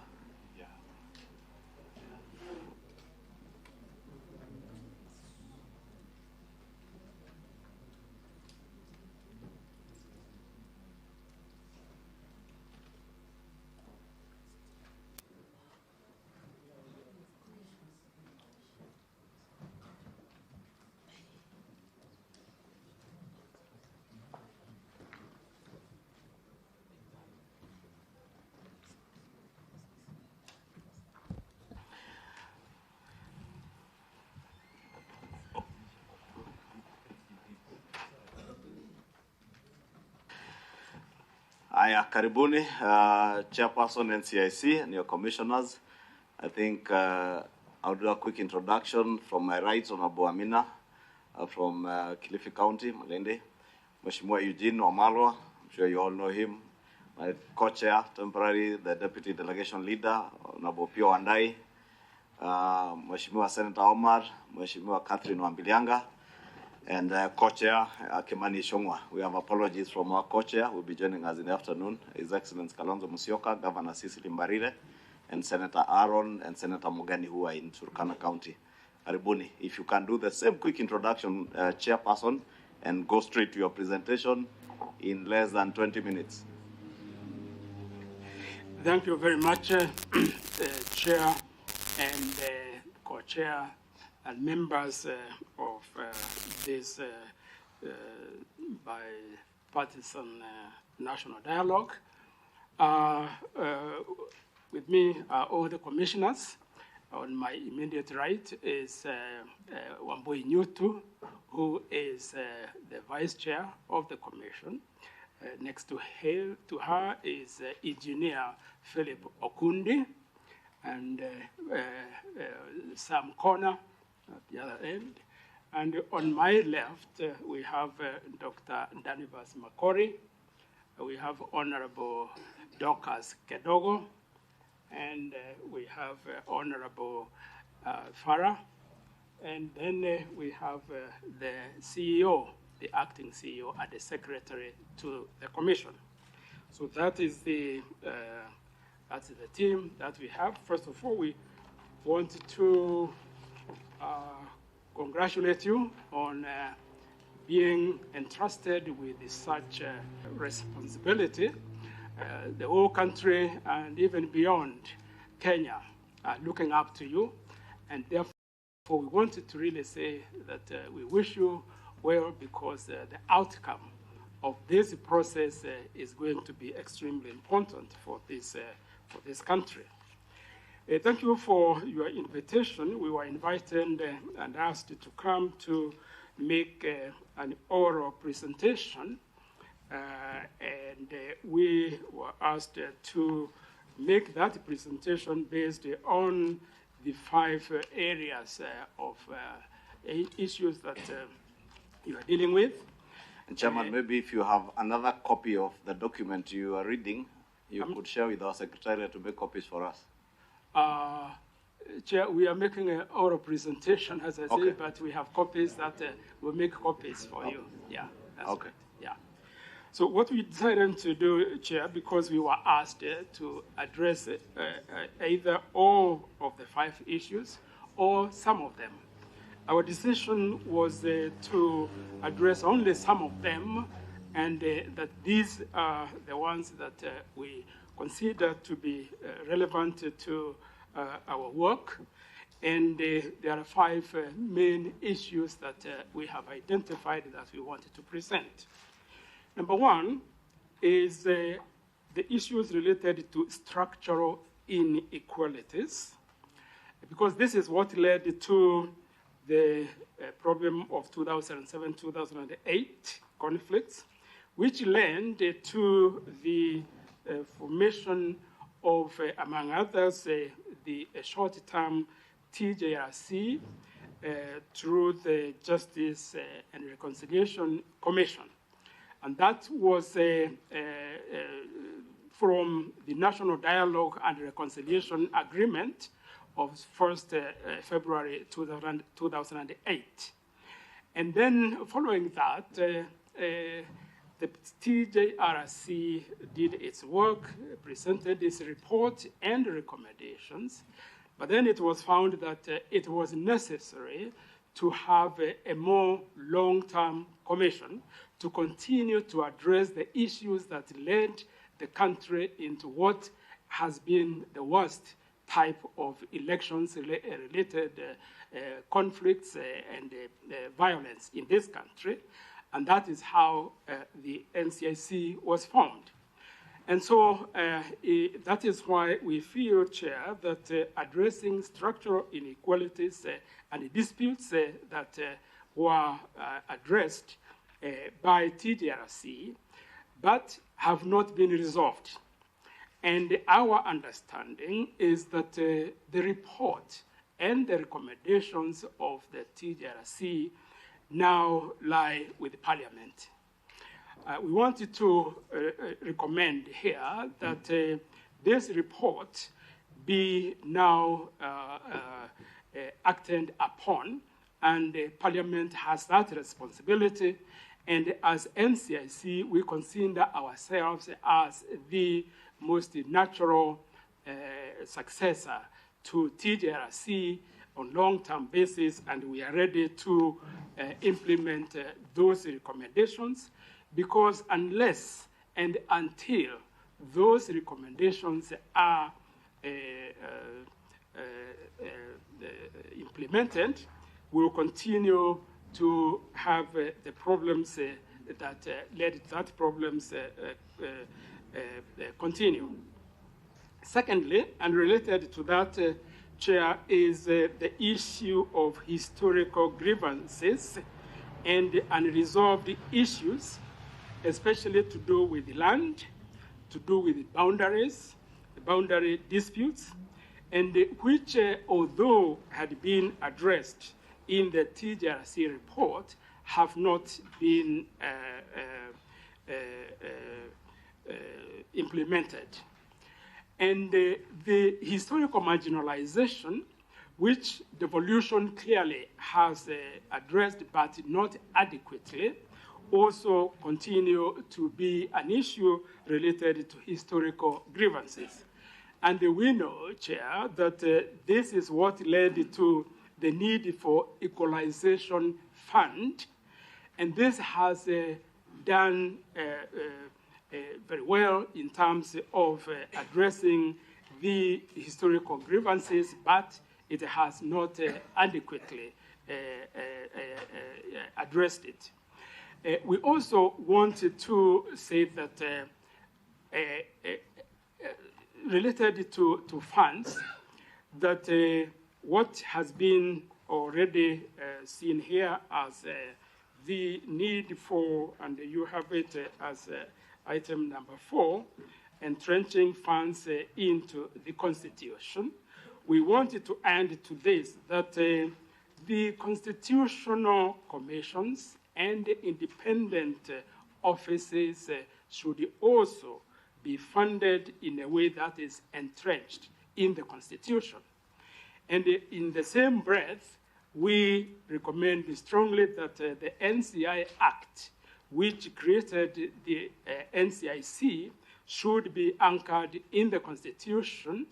And it is that way that if the funding then is also assured, then our work, which I must say is very much affected by lack of sufficient funding, that also will be addressed, because we feel very strongly that funding that of our commission especially, we are only funded for the current budget. As far as the work of peace building and other related work is concerned, this is mostly funded through donor money. And we feel that the work that we do in peace building is so important that its funding should not be left to the donors. In fact, our submission here is that what is considered as hardware and software in dealing with the conflicts, hardware, of course, being done by armed forces, but the software which follows and which ensures lasting peace is not funded sufficiently. And we feel that Exchequer should fund it, and it should be considered as part of the national values, the ethos of Article 10, and that it is actually to do with the sovereignty of this country. And therefore, just as it has been recommended here to have the funding of national government constituencies, national government affirmative action, and the Senate Oversight Fund, we should also, and here the funding of constitutional commissions and independent offices should be included. The third area, Chair, is to do with the implications of youth unemployment. We wanted to present this, Chair, here because in the hotspots mapping that NCIC did in the run-up to the elections, our findings were, in some cases, really very worrying in that the proliferation of armed gangs in this country is not given adequate attention. And particularly because we now have thousands of very well-educated young people who are unemployed. And they are using their knowledge. Some of them are scientists, others are biologists, etc., chemists. And that is important to recognize that the nature and even, if I would call it, the quality of the violence that these gangs are doing is now beyond what is traditionally seen as the problem of youth. We realized that if we look at this, then youth unemployment is a time bomb which, if not addressed adequately, will clearly lead to this country exploding.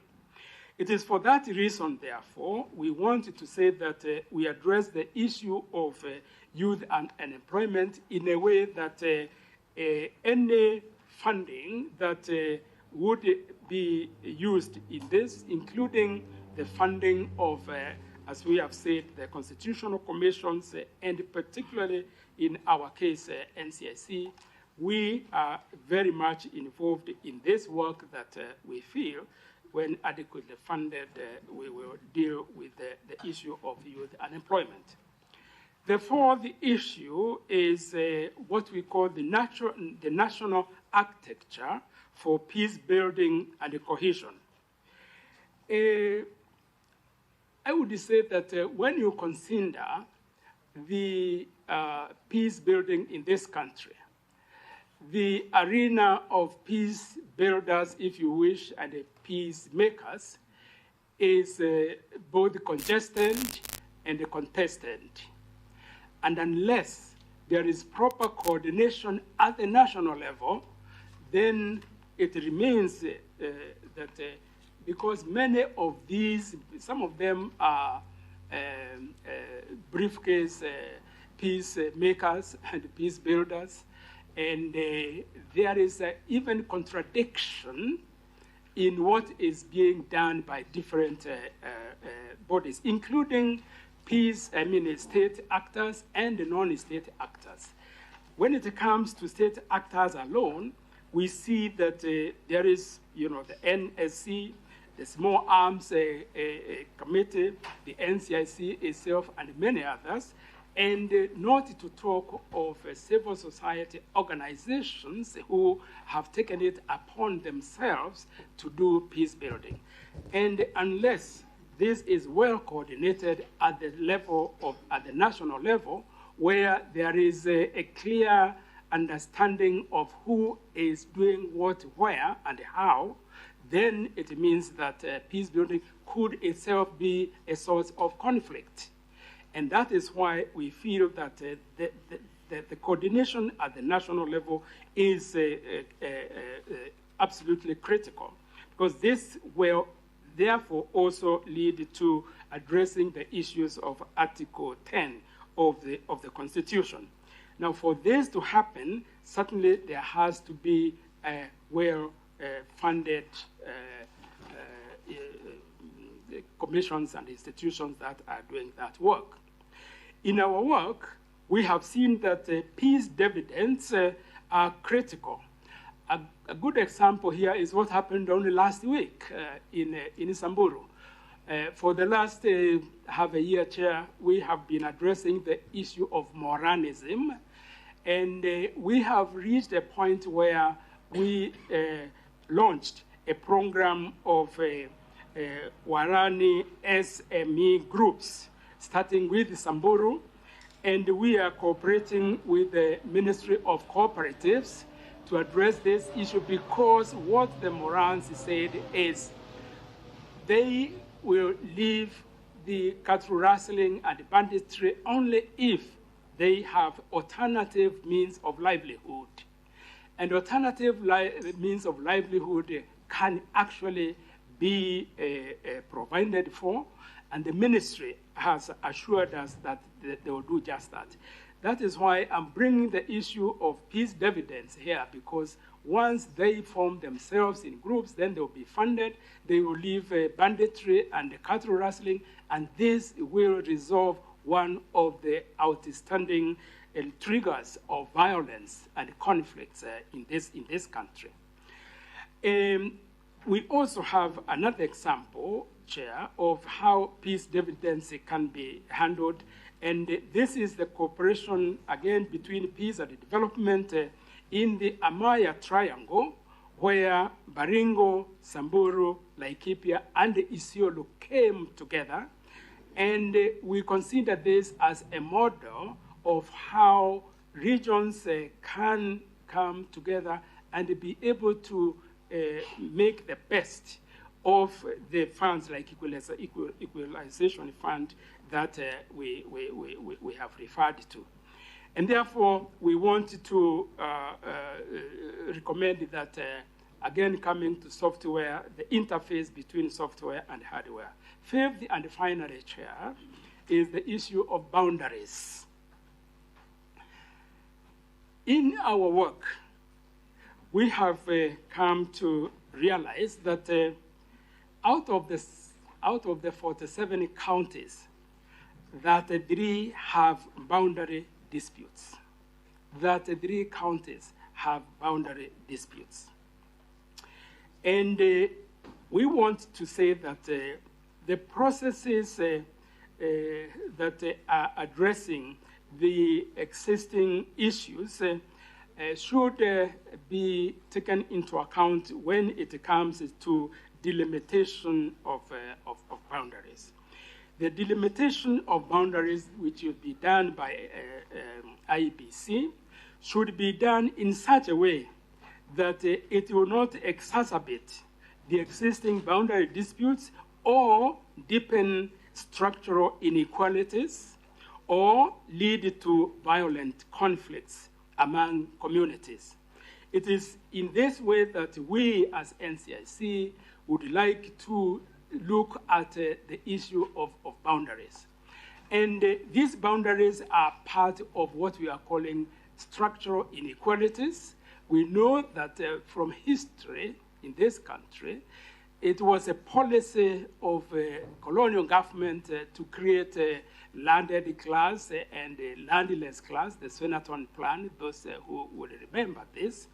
And this, unfortunately, was not adequately handled by the independent Kenya, because even the session paper of number 10 of 1965, although it had done very well, it actually did not address the issue of structural inequalities, inequalities that were created by government as a matter of policy.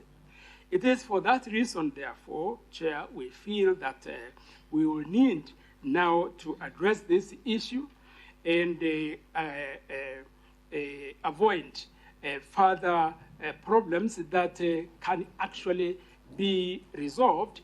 And we look forward very much to the findings and report of this committee to really address those issues, because unless and until these problems that we have identified are addressed, then we will continue to experience violent conflicts, and this country will not be peaceful and united and cohesive as we would like it to be.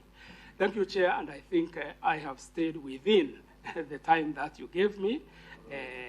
We will, as I have said, provide a text for the Secretariat on Thank you, Chair. Orally. Maybe if I will be the first one to go, just from where you've ended on matters cohesion and boundaries, we have seen a number of representations, people asking for counties in the delimitation of boundaries, some constituencies that are, in some views, largely ethnic-based. What would your view be in the establishment of new constituencies or new county boundaries that are largely along ethnic lines? Omar? Chairman Ribu, my first question is, in your own estimation, has there been any much progress made in terms of healing the ethnic divisions we have in this country? Because even as we go into politics, we see the SI unit of political mobilization is largely ethnic groups. So I just want to appreciate your appreciation of how much progress you have made since the establishment of the NCIC, not just your term and even the terms of others. In terms of the clear line between hate speech and freedom of speech is quite a thin one. I remember once NCIC did a report which I found extremely insightful. And I was at that time at the KNCHR. So I used that report into an article.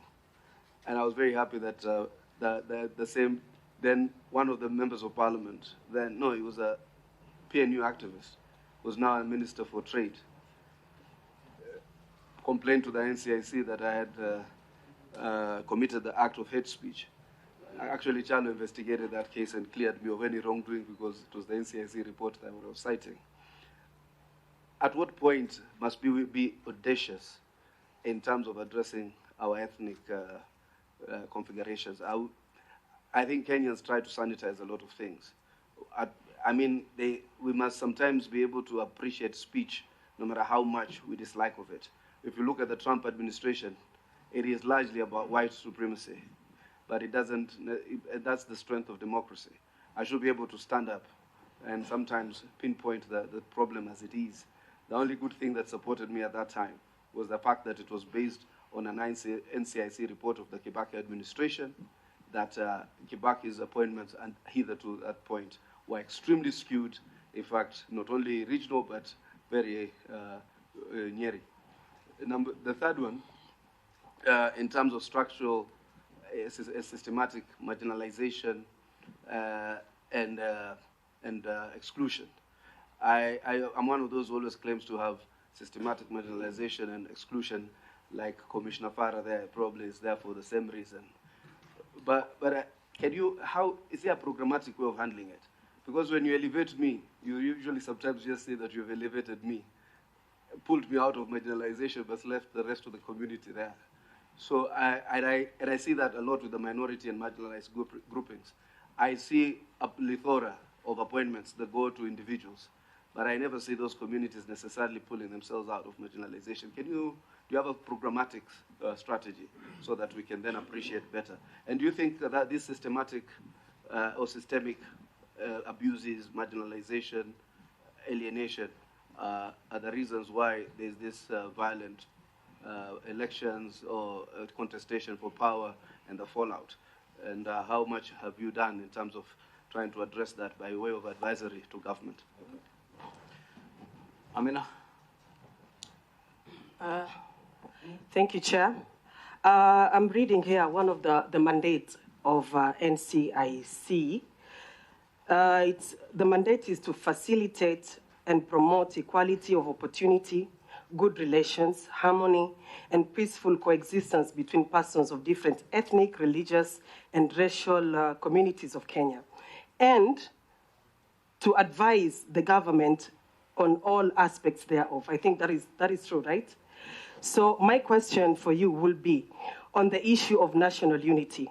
We have had serious claims of shareholding in government, public appointments, and development in the country. What is NCIC doing about it, and what advice would you give the government? Right. I think that should be it. Eugene, you have something? Yes. One last allow Eugene to... Thank you. I think just picking up from what Honorable Amina has said, under Article 131(2) of our Constitution, the president is supposed to be the symbol of national unity. And not just a symbol, it is his cardinal duty to ensure national unity. And the deputy president is supposed to be the principal assistant in that regard. Looking at this election that has just ended, the country was divided right in the middle. Half of the country went yellow for Kenya Kwanza, the other half went blue for Azimio. And after the elections, instead of dialoguing, we went to the streets. We are here because of the initiative between our two principals of the two coalitions, who said, no, let us not sort out this matter on the streets. Let us sit and talk to each other instead of talking at each other. What Amina is asking is where we have the principal deputy actually undermining these very talks and talking the language of division instead of unity, which is the principal duty to ensure national unity. And the country being a country of shareholders and non-shareholders. If we were to go that way, half of the country will be shareholders, the other half will be non-shareholders. What have you done, particularly and specifically with the utterances made by the Honorable Rigathi Gachagua? Not once, repeatedly. We haven't heard from you. And if you have taken steps, we would like to know from you what those steps are. Okay. Just one comment. Chairman Reverend Kobia, I've known you since the Mfungamano days. Are you sure you really want to implement the TGFC report? Thank you. Let's have the responses, please. If we could have them in under 5 minutes. Thank you very much, Chair. Let me, I would like to ask some the commissioners to address some of this.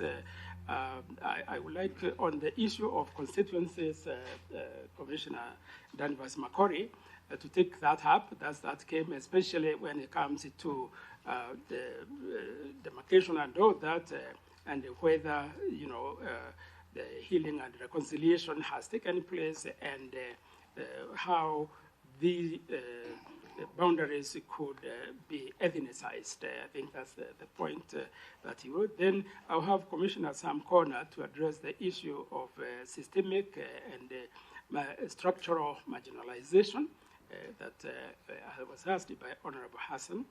And the question of Honorable Amina on the mandate and the addressing and advising the government on issues of national unity, which has been expanded by Honorable Eugene Wamalo. Commissioner Farah to take that up in that order, so that, and we have 2 minutes each at the seats. But 1 minute each, actually. Let's proceed.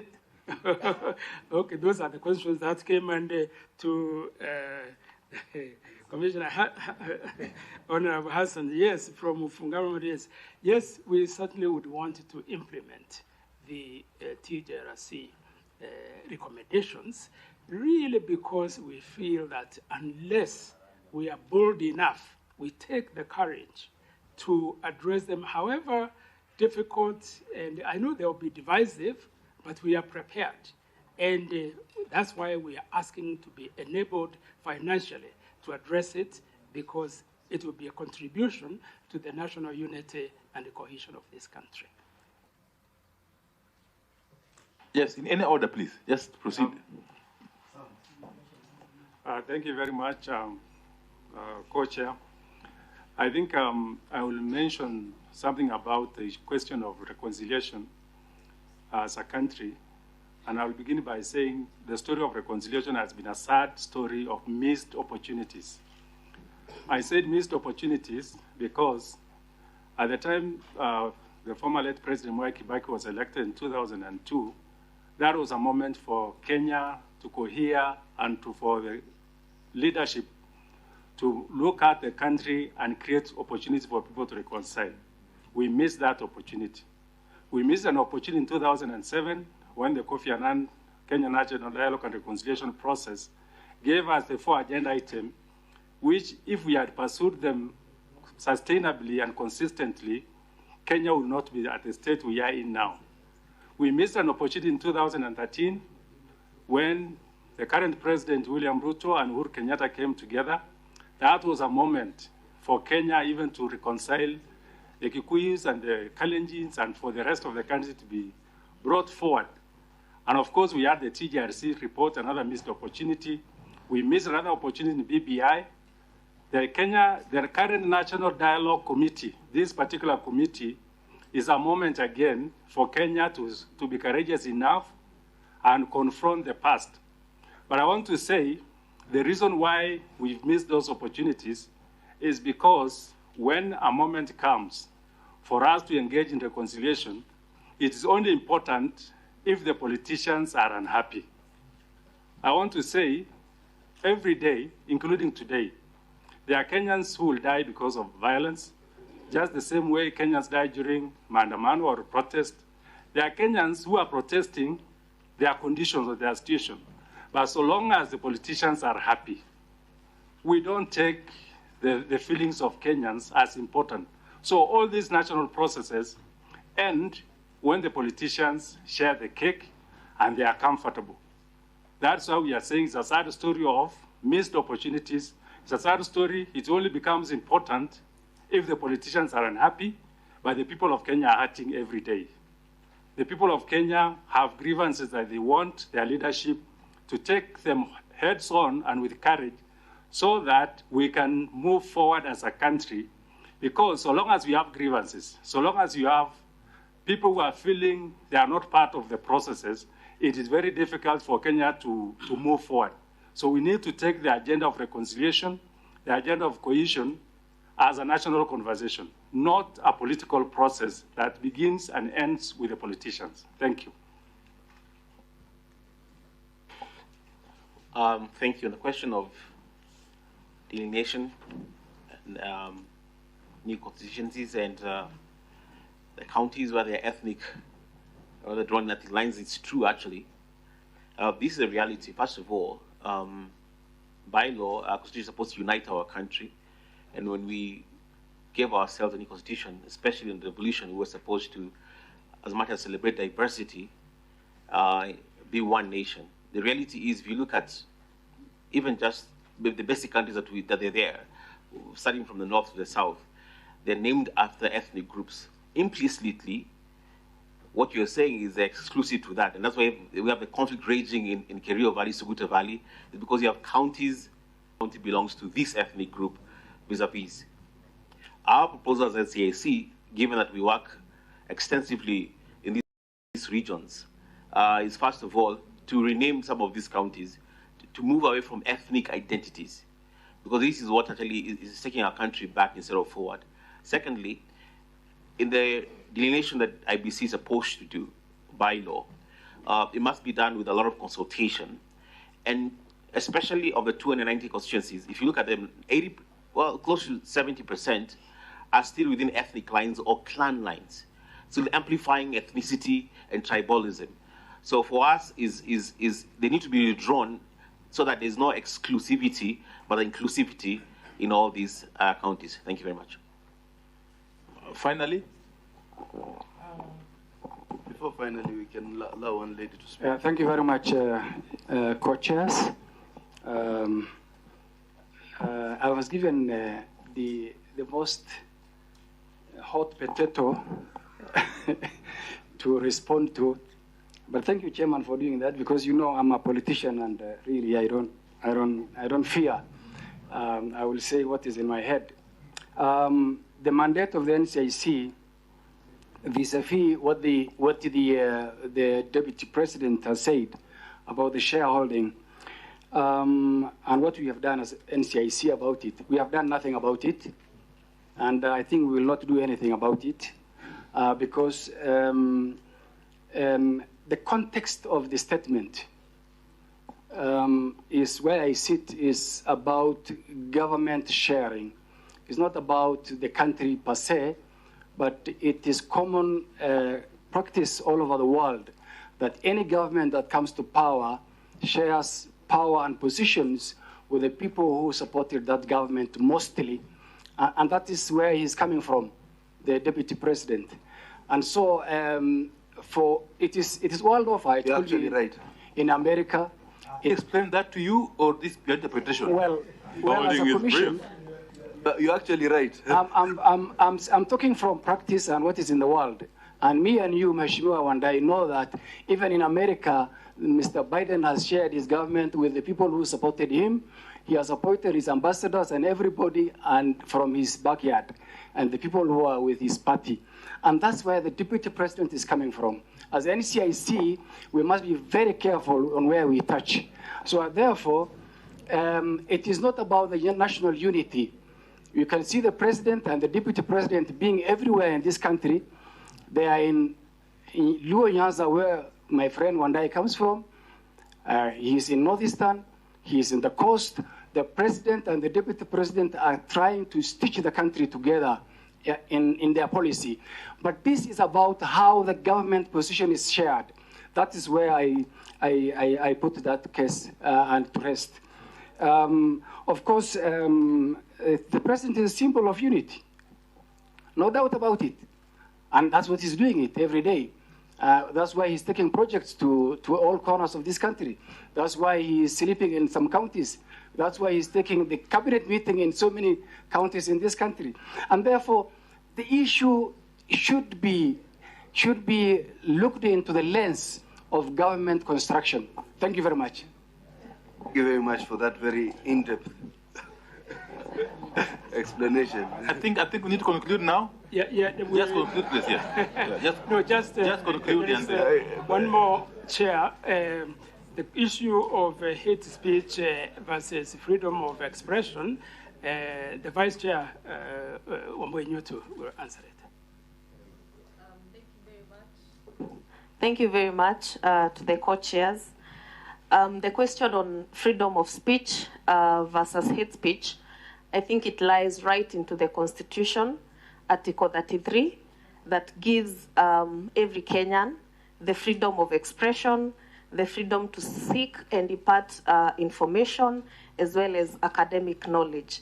But at the same time, the same Constitution limits the rights of freedom of expression, and it limits it to incitement to violence, propaganda for war, and all other aspects of expressions that may lead to war in the country.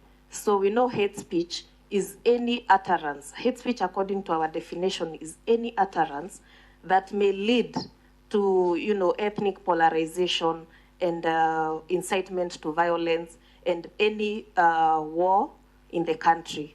So it is very clear in the Constitution the difference between hate speech and freedom of expression. Thank you very much. Well, with that, then, chairs, we wanted to really say just one point to inform you that we have just concluded doing ethnic audit on employment of the counties. And in another 2 weeks, we'll be releasing our findings.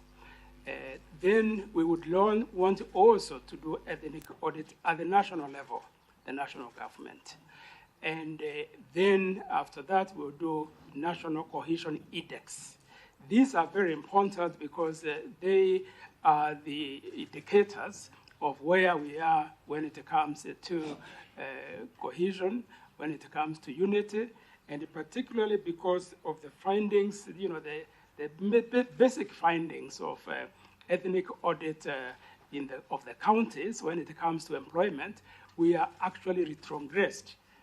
It was better when we did the last audit 4 years ago, and this is something that we'll be bringing up. Can you share that report once it's launched with us?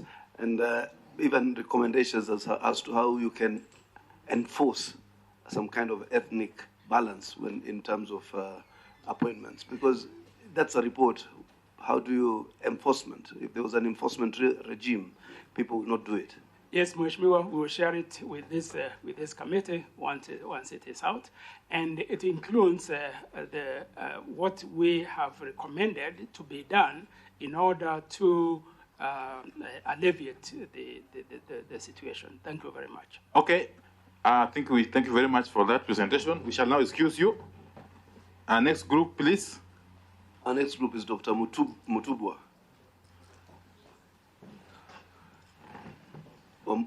New to, at least now I know you. I've heard so much about you now, at least I've heard you.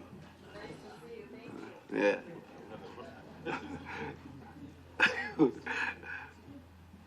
Asante sana, Reverend. Pray for us.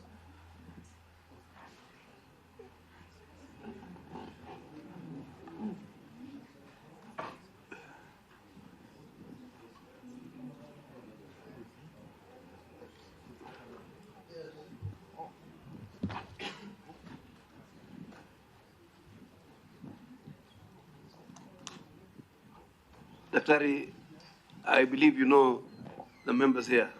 Yes, I know most of them. That's Honorable Amina Mnyazi, MP Malindi. That's Honorable Eugene Wamalwa, member of this committee. That's Honorable Catherine Wambilianga, Women Rep Bungoma, and also a member of this committee. There is apologies from Governor Cecily Mbarire, who is attending to some event on the Tourism Week in Embu. There's apologies from the two senators, the majority leader in the Senate, and Honorable Senator Aaron Cheriot and Honorable Omugeni. The Deputy President will be joining us later today, who is the delegation leader on that other side. I'm sitting in myself for Honorable Kimani Shungwa, who has just stepped out for business in Parliament. I am Hassan Umar, member of IALA, and our able co-chair today, who's also the deputy leader of the delegation from Azimio, is Honorable Pio Andai, who's also the minority leader. The floor is yours. Thank you very much. And if we can restrict ourselves to the 20 minutes and then some interaction. I think the letter was explicit. Thank you very much. I will be very brief. First, I want to thank the committee for inviting me. My name is Dr. Wilfred Mutubwa. I have put in my contribution in writing, dated 8 September 2023. I have addressed 3 thematic areas based on my background. I am an academic. I have also interacted with the electoral process, representing parties in election petitions, and also as a member of the Political Parties Disputes Tribunal. The views I give, Chairman, are personal, my personal views, based on my understanding of the law and based on my understanding of the circumstances under which this committee is looking at these matters. Chairman and members, The delegation you're having? These are my associates. Okay. Yes, I will introduce them. This is Eric, Madam Kijala, and Mr. Joel. Those are all my students and associates in the office. Thank you very much. I will be very brief, Mr. Chairman. My contribution is in the area of the entrenchment of the office of the Prime Cabinet Secretary and some contributions on the area of electoral law reform. Mr. Chairman and members, the beginning point is to say that when we gather here in such an occasion, we are really taking an introspective view of our nationhood and our constitutional framework with a view to understand, number one, our legal history and our political culture.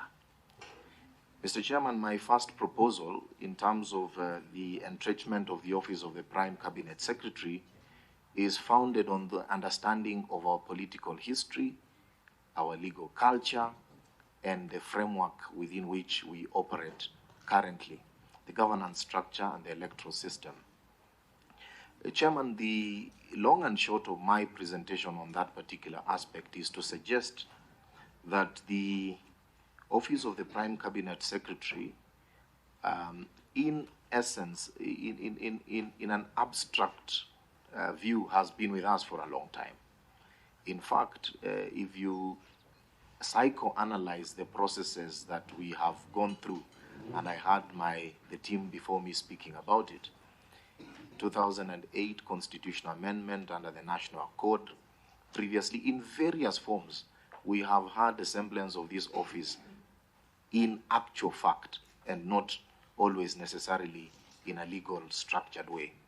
So, Chairman, the suggestion that I have put forth is to say that the Office of the Prime Cabinet Secretary is an office that in itself is one of the offices that have been set out in our Constitution, though not in very express terms. When I read the Constitution Article 152 and I look at the Constitution of the Cabinet itself, there is reference to Cabinet Secretaries without specific reference to the Prime Cabinet Secretary. So the question has always been, where exactly is this office located in the architecture of our governance system? And Chairman and members, my view is that the Prime Cabinet Secretary's position need not be entrenched in the Constitution by way of an amendment of the Constitution. The challenge we have had as a country in terms of framing our Constitution and legislative drafting is that we are too prescriptive, perhaps a reflection of our own insecurities in terms of drafting legislation and constitutions. So that, in a sense, whenever we take time to draft legislation or even draft the Constitution, we are always anticipating difficulties. The view I take is that in drafting constitutional provisions, you have a framework. You have a general principle approach to governance. And when you look at the manner in which this constitution is framed, the Office of Cabinet Secretaries is an office that is open in terms of the persons that will occupy the offices and the various dockets that will be created. However, the Prime Cabinet Secretary, in my view, the Prime Cabinet Secretary is simply a first among equals.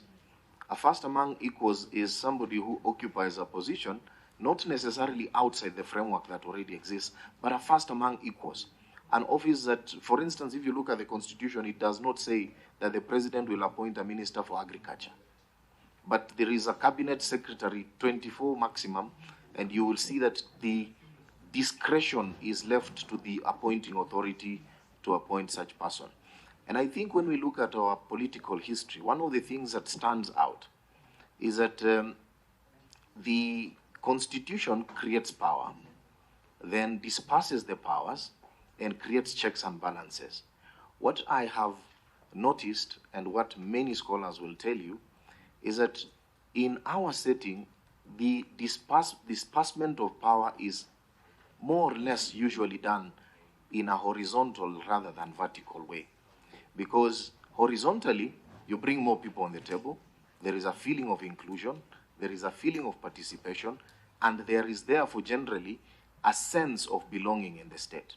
And to say that this horizontal disbursement of power would only, in the executive seat, in the office of the President and Cabinet Secretaries, is to suggest that perhaps the way we have agreed to govern ourselves is to have a clear hierarchical order of leadership.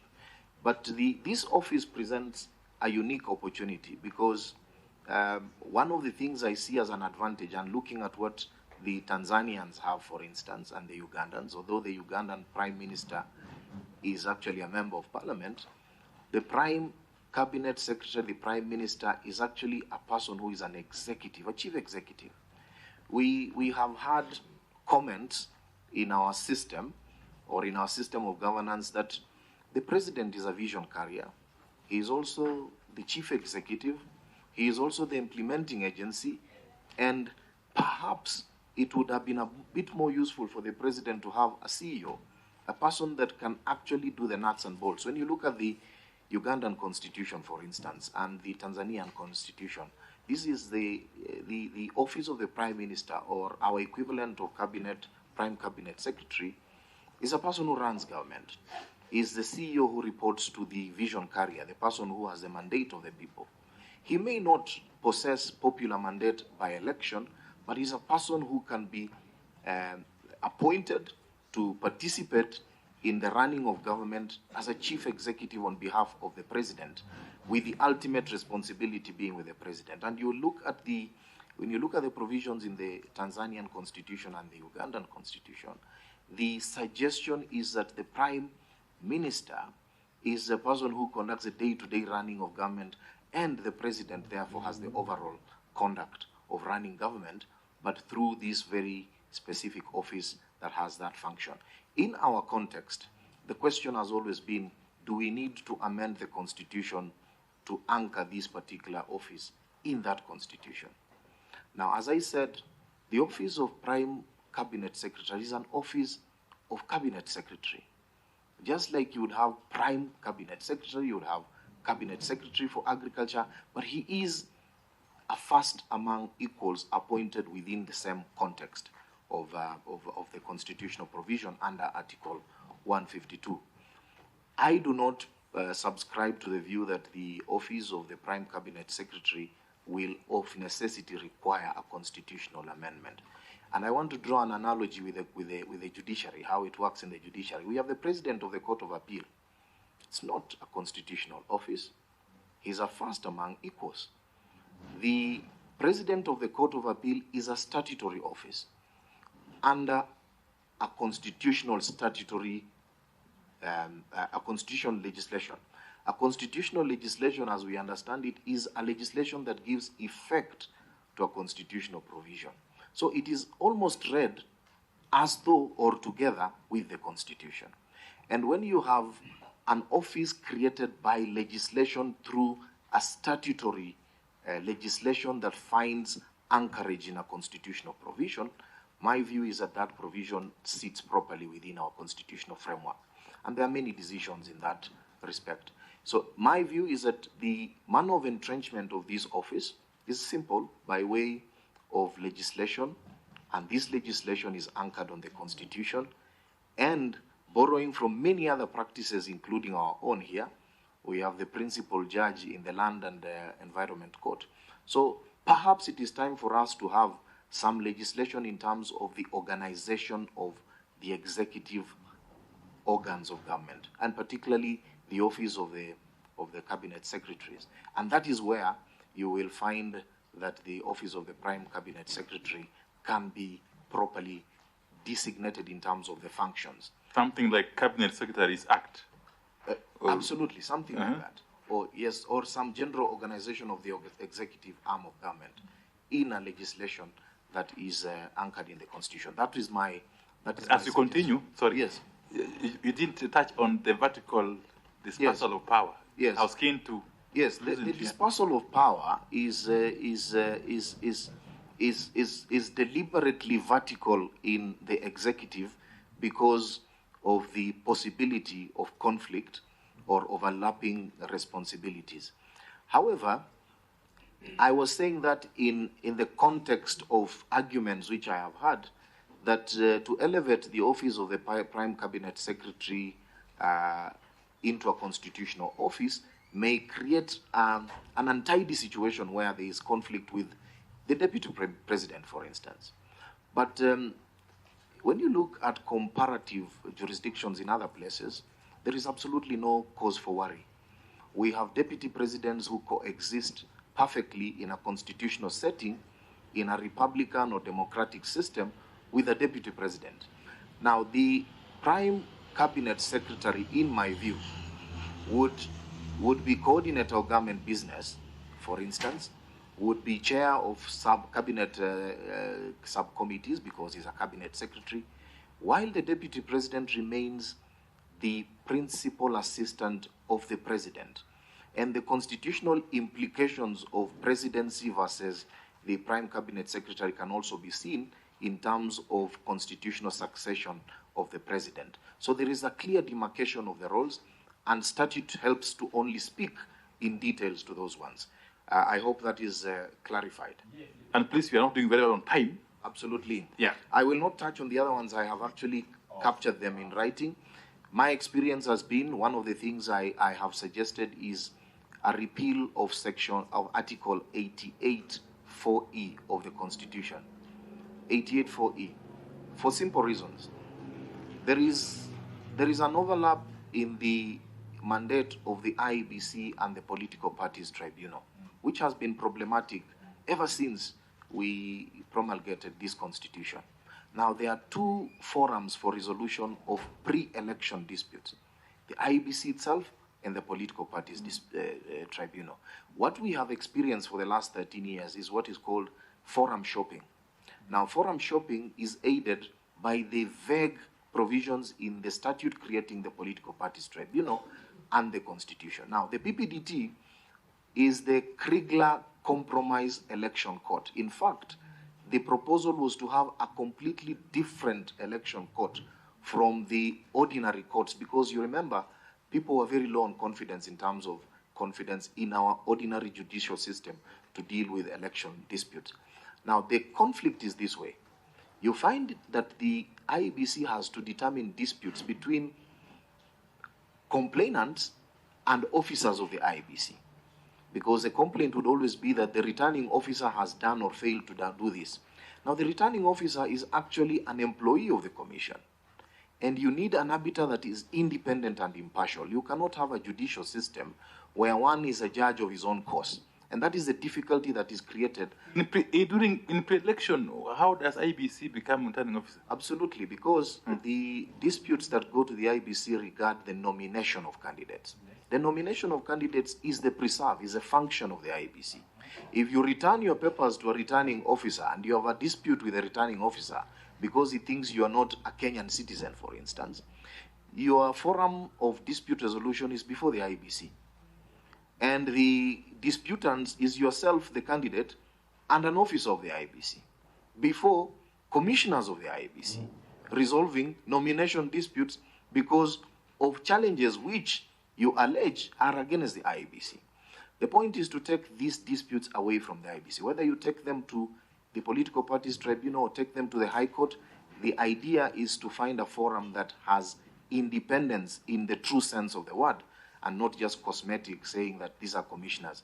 An institution cannot be a judge of its own processes in an impartial process, judicial process. That is the thinking. We have put it down in writing. We have suggested the ways it can be done. And because of the pressure of time, I will not go into the details. Thank you. One question. Yes, sir. You talk about security of tenure of the PCS. Yes. The irony of that is that you want the president to appoint somebody to run the affairs of his government, and you actually had said that the political authority is the vision holder, is the president. Yes, absolutely. Appoints a PCS who then somehow within his cabinet assumes the security of tenure. Don't you think that is a bit of a political folly? Politically, it may be folly. Just note down. Yes, okay, so let me take the questions then. Okay. I mean, but I like the suggestion that if in the event the constitutional way is difficult, then we can create a cabinet act or something of that nature and provide for the prime cabinet secretary. Very well, thank you. Okay, now, I've got a question. Yes, sir. I was waiting for him to finish. Okay. Now, back to the issue of prime cabinet secretary. Yes. And you will recall that even the Azimio coalition had a proposal to that effect prior to the elections. In fact, we called it the chief cabinet secretary. Same things, really. But then this one, we had not envisaged that we would have it entrenched in the constitution at all. But now this idea, now that we need to entrench this position of chief cabinet secretary in the constitution, is being interpreted in some quarters as simply a way of rewarding individual, securing the position of Honorable Musalia Mudavadi, for instance. And in a sense, it is causing serious friction between the Honorable Musalia Mudavadi and the Honorable Rigathi Gachagua. That's presumptive. Yes, yes, for sure, yes. And to an extent, that is being to an extent, the incessant outbursts of Honorable Gachagua casting aspersions or castigating this talk is attributable to that mere fact that the Honorable Musalia Mudavadi's position is being entrenched in the Constitution and thereby watering down the influence, power, and prestige of the office of the Deputy President. What's your take on that, as a scholar of high repute, Dr. Mutobwa? Yes. Dr. Mutobwa, and then as you respond to my brother on some of those matters that are presumptive, I also wanted, you have no opinion on the entrenchment of the office of the official opposition leader?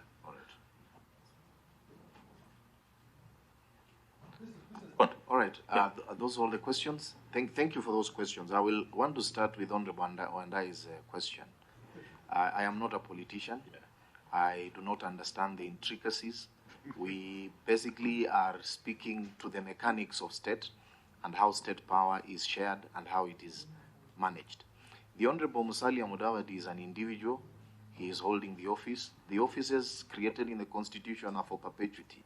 We hope that the offices cannot be equated to the individual holding them for the time being. However, the politics of the day is for politicians to talk about. But my thinking is that the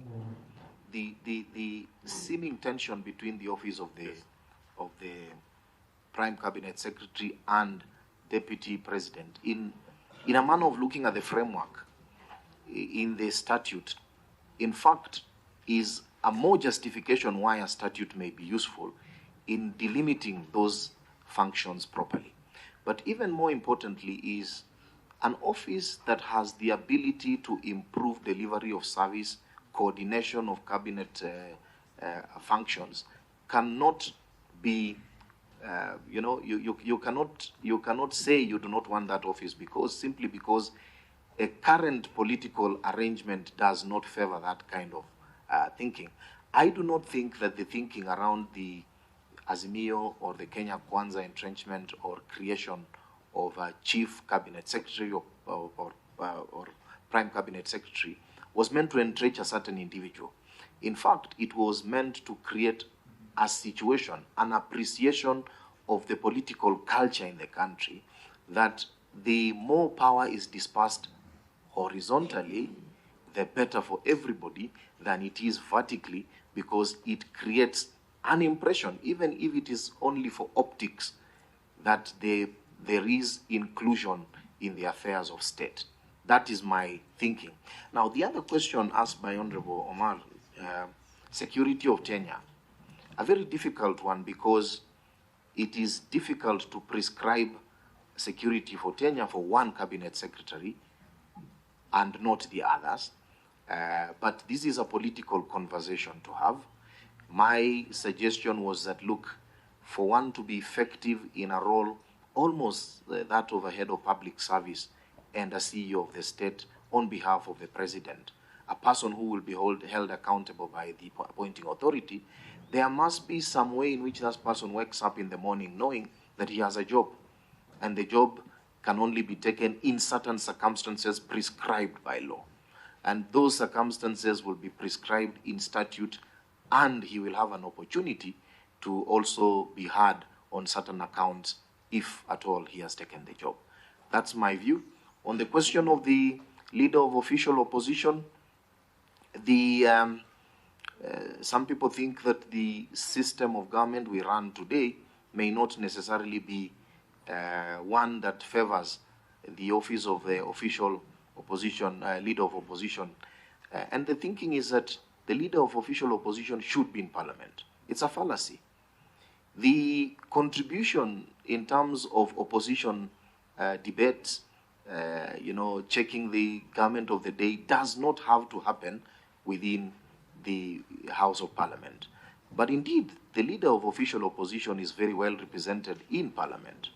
And the leader of official opposition is an office. And if it's an office created or entrenched in the Constitution, it does not have to give that individual a seat in either Senate or National Assembly for him to be effective, but create structures around the office that would allow him to rally his troops in Parliament, appoint shadow cabinet secretaries, for instance, and articulate his position from a podium where he has facilitation. I do not think that the leader of official opposition is only a preserve. It is a thinking that is informed by experience and other situations. However, we are also able to craft our own approach to opposition involvement in government. The manner in which you craft that particular office, in my view, may involve the leader himself not being in either of the houses, but also leading troops in the house and also being able to make certain appointments within the legislative arms of government. Yes, thank you very much. Thank you very much. Can you write a small thing on the leader of official position and submit to us, and just give us your internalization? Yes. Of if he's out of Parliament. Yes. What are his roles apart from appointing shadow cabinet secretaries, blah blah blah. Of course. Thank you. Thank you very much. Thank you very much. Yeah. We shall excuse you now. Thank you very much. Yeah. Thank you for the opportunity. Yeah, And thanks to you too. Now we have the Turkana Professional. Please come forward. The Association. Turkana Professional Association. Come forward, please. They're doing very well. Basra, I didn't know you are Turkana. You're from Turkana County. Basra was my college mate.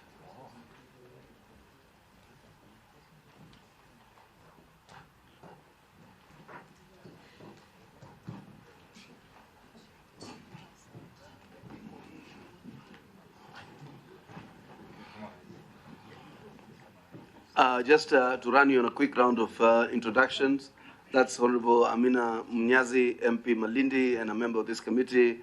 The Honorable Kongo Mugeni, the Senator from Nyamira, and a member of this committee. The Honorable Catherine Wambelianga, the Bungoma Women Representative, and a member of this committee. We have I am sitting in for the Majority Leader, who's also the leader of the delegation, Honorable Ishungwa, who's had to attend to some business in Parliament. My name is Hassan Omar.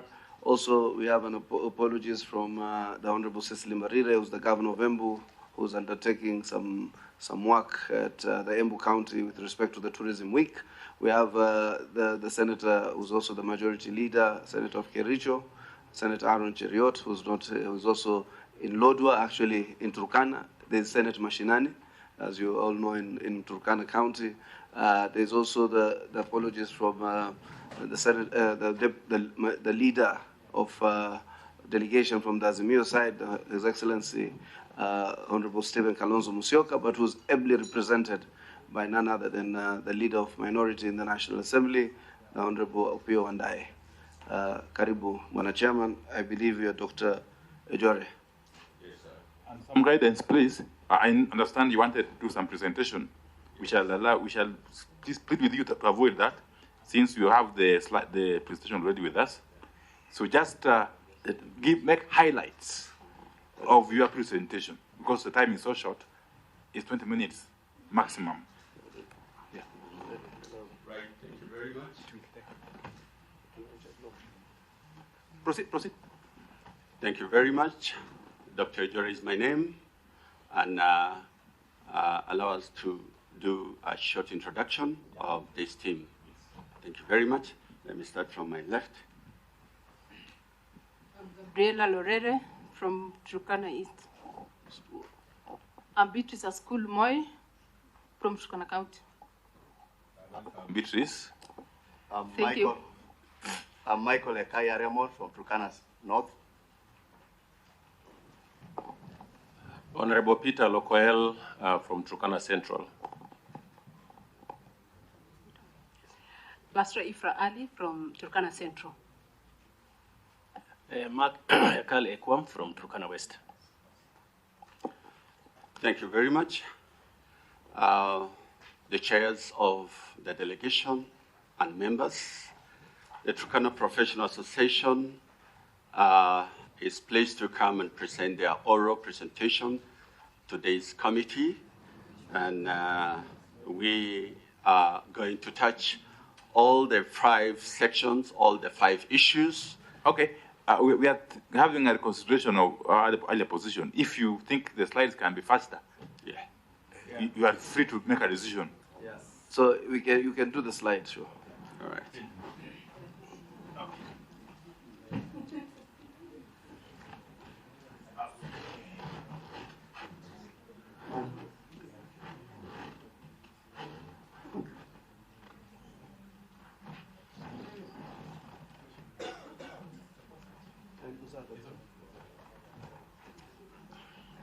Yeah, it's okay.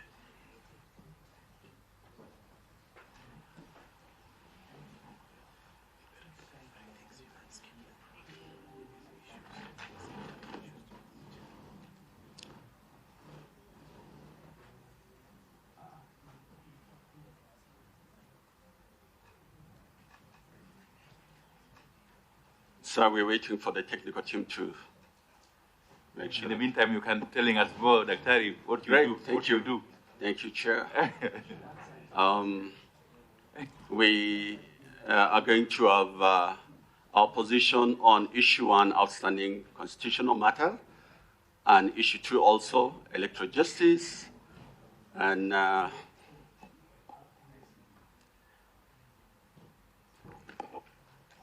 issue 3, entrenching funds into the Constitution, and finally, issue 4 and issue 5 of the issues presented by this commission.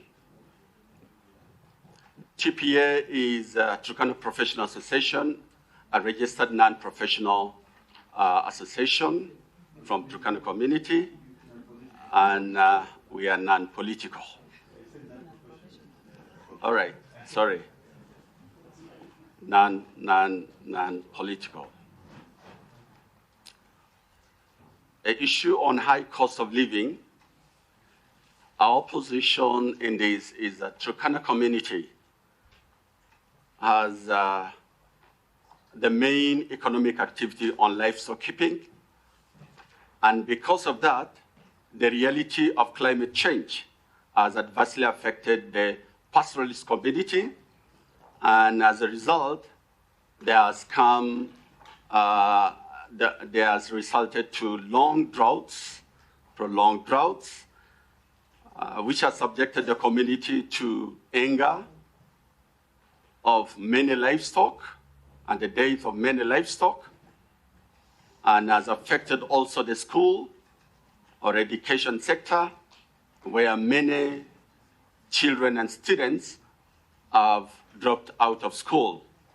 And this high cost of living has also been encouraged by the vastness of the county, which is 77,000 square kilometers.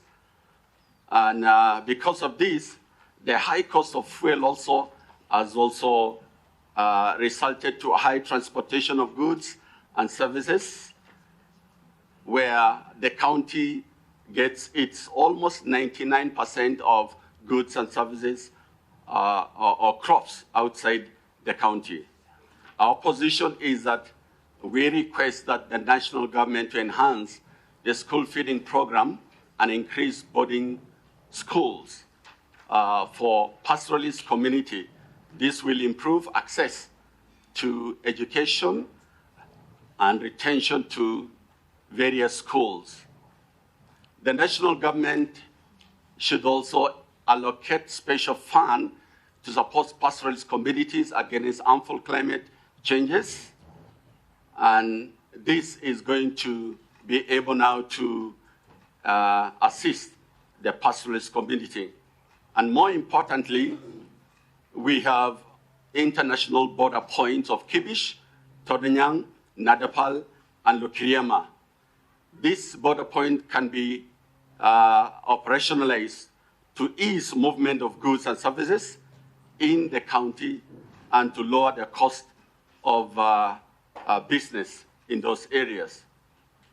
On promoting national unity, Turkana community supports and promotes national unity. We support homogeneity, and we are highly integrated with other communities, not only in Turkana County, but also in other counties such as Laikipia, Samburu, Isiolo, where Turkana community are second most populous community. The Turkana community face a lot of discrimination, especially during issuance of national identification documents like IDs and passports, which aggrieves entitlement of any Kenyan citizen as enshrined in the Article 12 of the Kenyan Constitution. Our recommendation is that there should be no vetting of Turkana people when it comes to the national identification documents such as IDs and passports. On inclusivity in public appointment, Turkana County and community is adversely marginalized in state appointments as evidenced by the recent report released by the Senate on ethnic composition audit report. And the findings of this report reveal that the Turkana people employed in all the national positions in the public service and independent commission were only 0.01%. This unfortunate finding is a violation of the national values and principles of good governance, of equity, inclusivity, and non-discrimination.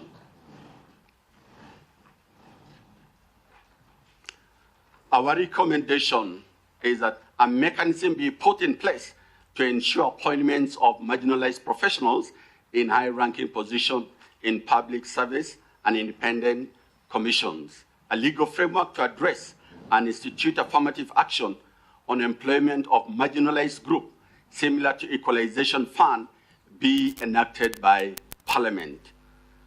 We also recommend that the Turkana professionals be appointed to high positions in government, such as CEOs, MDs, and ambassadors, because our observation is that for the last 50 years, or more than 50 years of independence, we've not had a CEO in any parastatal for Turkana community.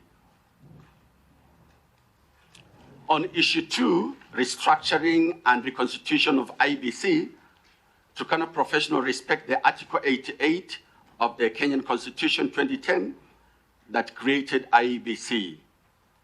Reconstitution of IBC should focus on the number of commissioners and the body that recruits the commissioners. Delaying recruitment of this commission is a disservice to the country on matters policy, strategy, oversight, and representation.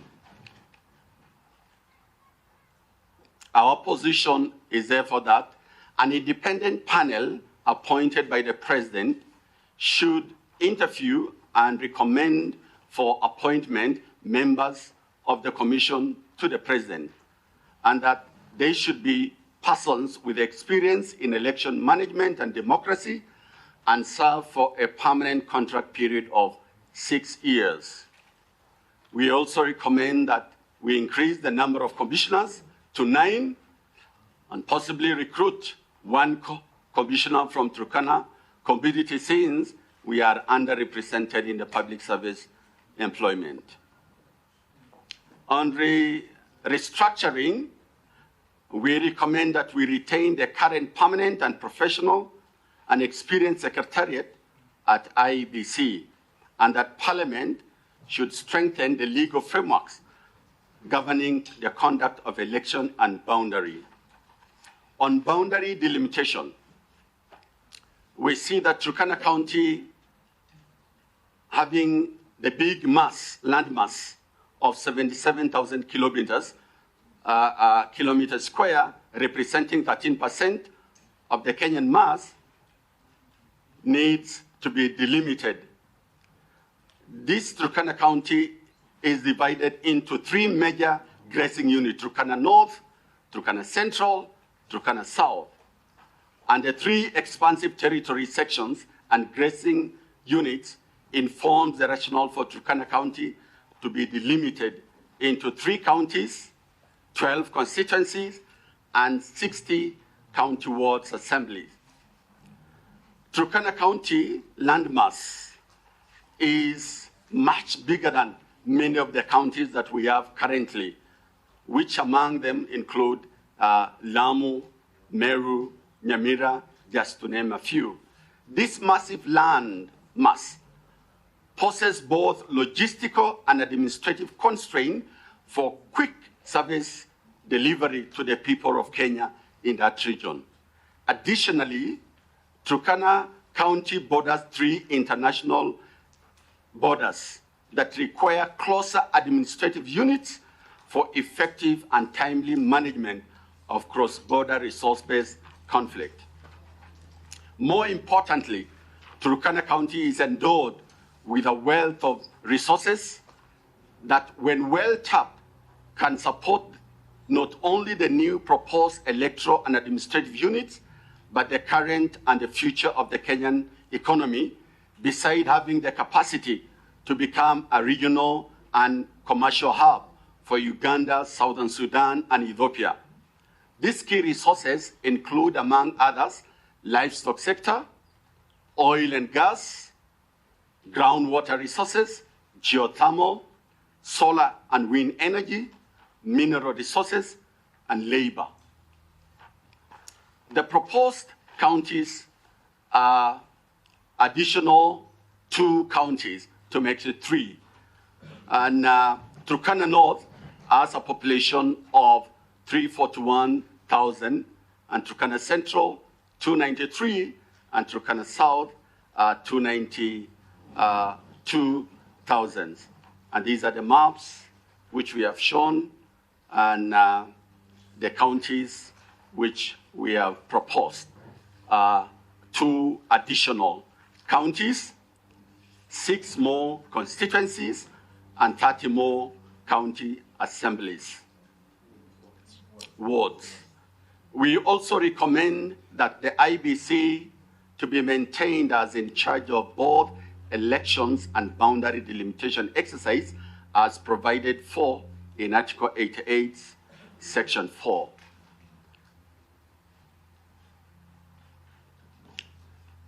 On audit of the presidential 2022 presidential election, TPA respects the institutional independence of Supreme Court and its exclusive jurisdiction to hear and determine dispute relating to election to the office of the president as provided for in Article 163. TPA shall respect the opinions of majority of Kenya in regards to audit of the 2022 presidential election.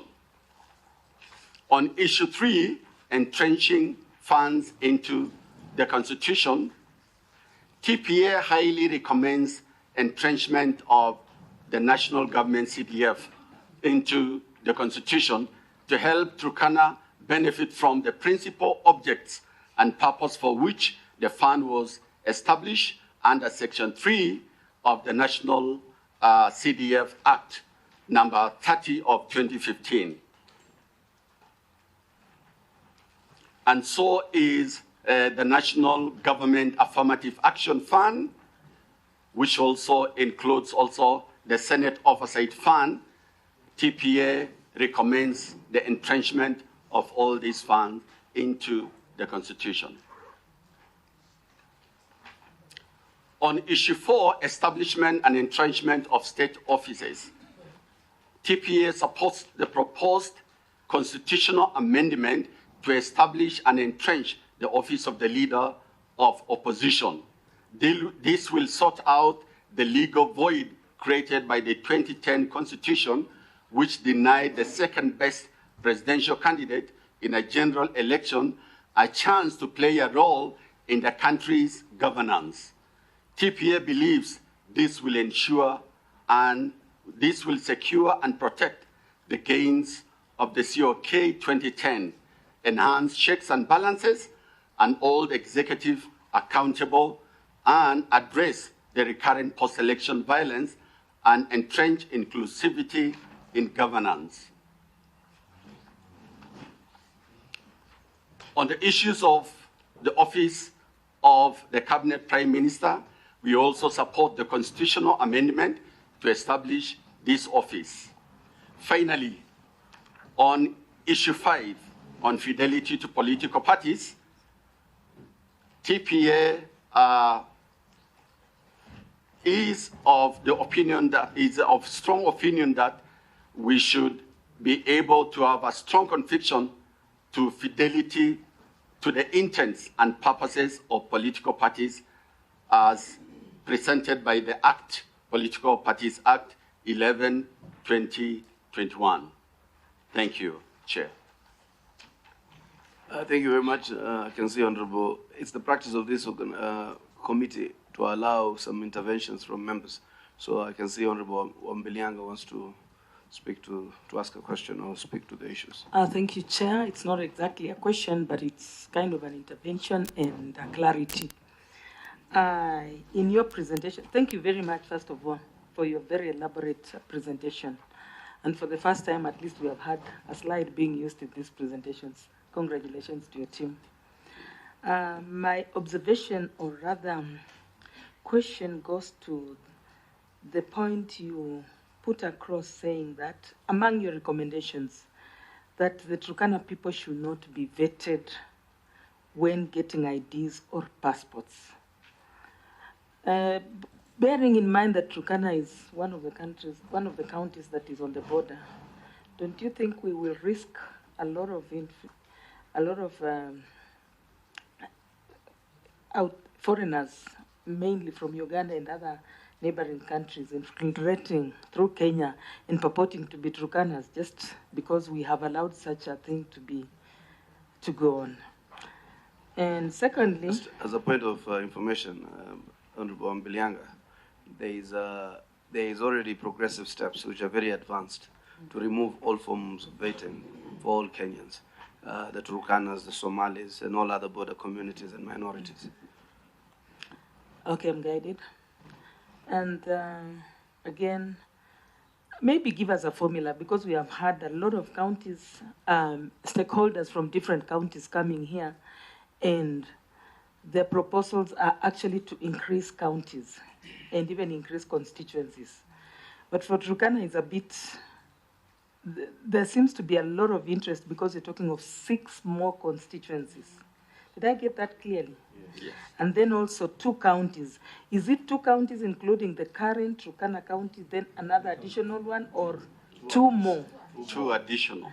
2 more additional counties. To make it 3. To make it 3. Very Maybe you give us a formula of how you've arrived at this, because all the rest seem to be just wanting maybe the split of a county into 2, then maybe for MPs, for the constituencies, at least they're talking of maybe 1 or 2 in addition. But this is rather too advanced a number. Thank you. Okay, let me just first of all, thank you very much. This team, I feel challenged. Maybe I should also start working on CIA or Luo Professional Association to rival you or to emulate what the good work we are doing. But let me go to the point. This presentation is wonderful, and it brings out very, very salient matters, especially on the issue of Article 43, or alleviating cost of living. Because understand, I must also confess that as a movement, we have had a long-standing relationship with the Turkana county and people. The issue of climate change has been captured very well, which is causing havoc to the pastoral communities. You know the case we have currently of Turkana brothers who are arrested in Uganda, are currently languishing in jail in Jinja. I think Jinja, yeah. It's a matter we are pursuing. But also the issue of infrastructure, especially at Nadapal, the issue of the road infrastructure, okay? They have come out very well, and I hope in the fullness of time, this needs to be addressed, not only for the Turkana, but for the vast majority of the pastoralist communities.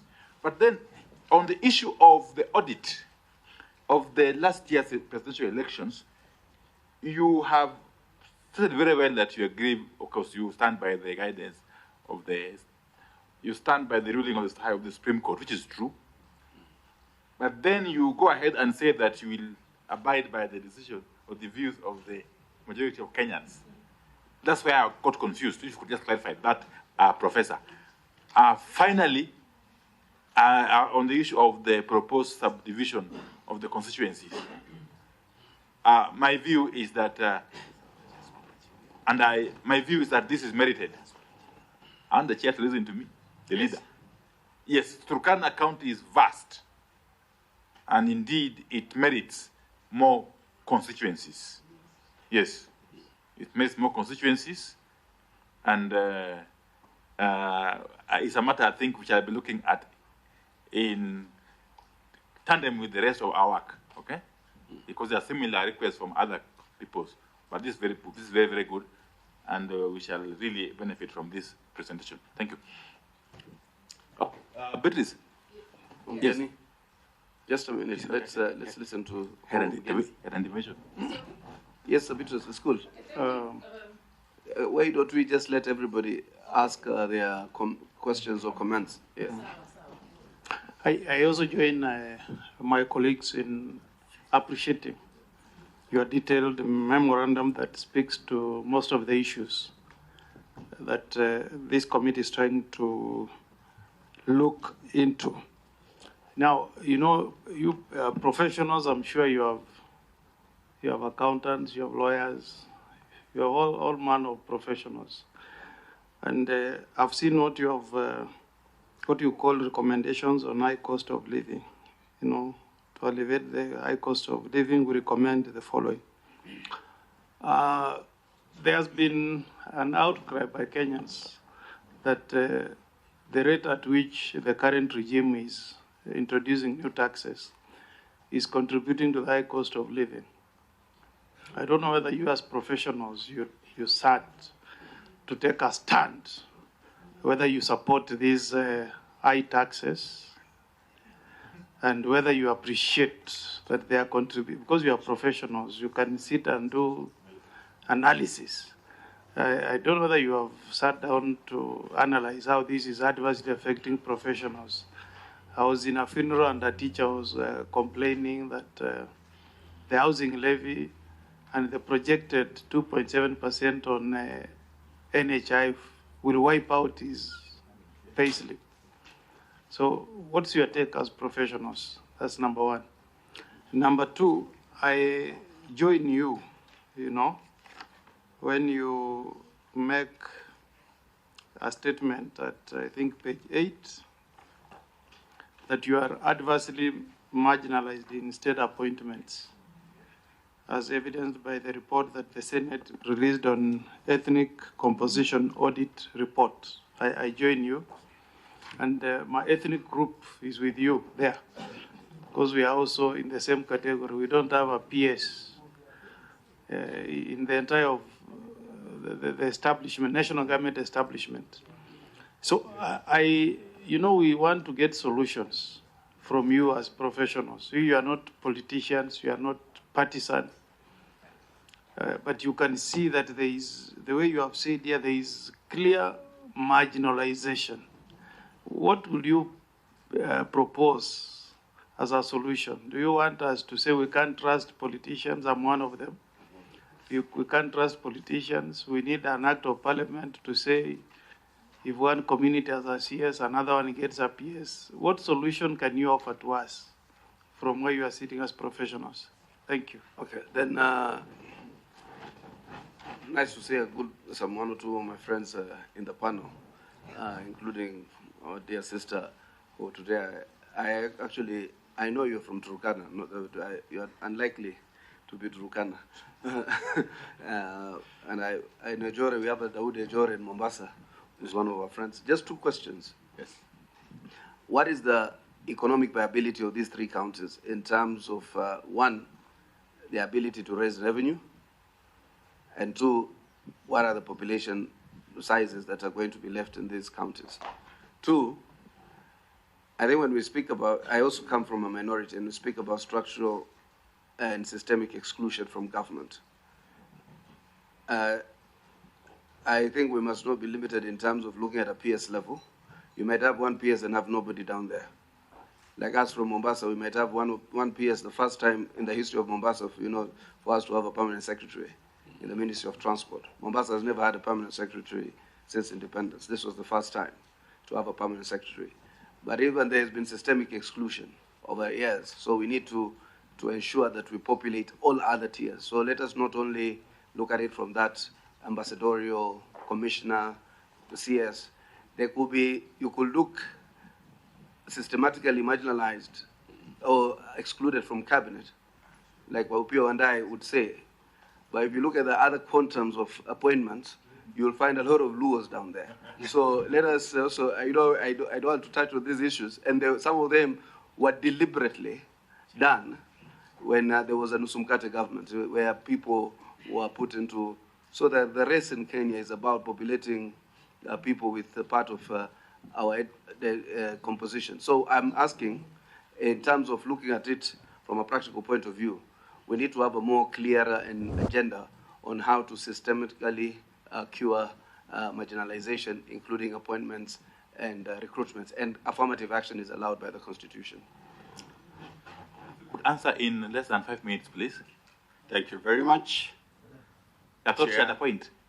I want one of us at school to respond to some of these questions. Karibu. Thank you, Mr. Chair.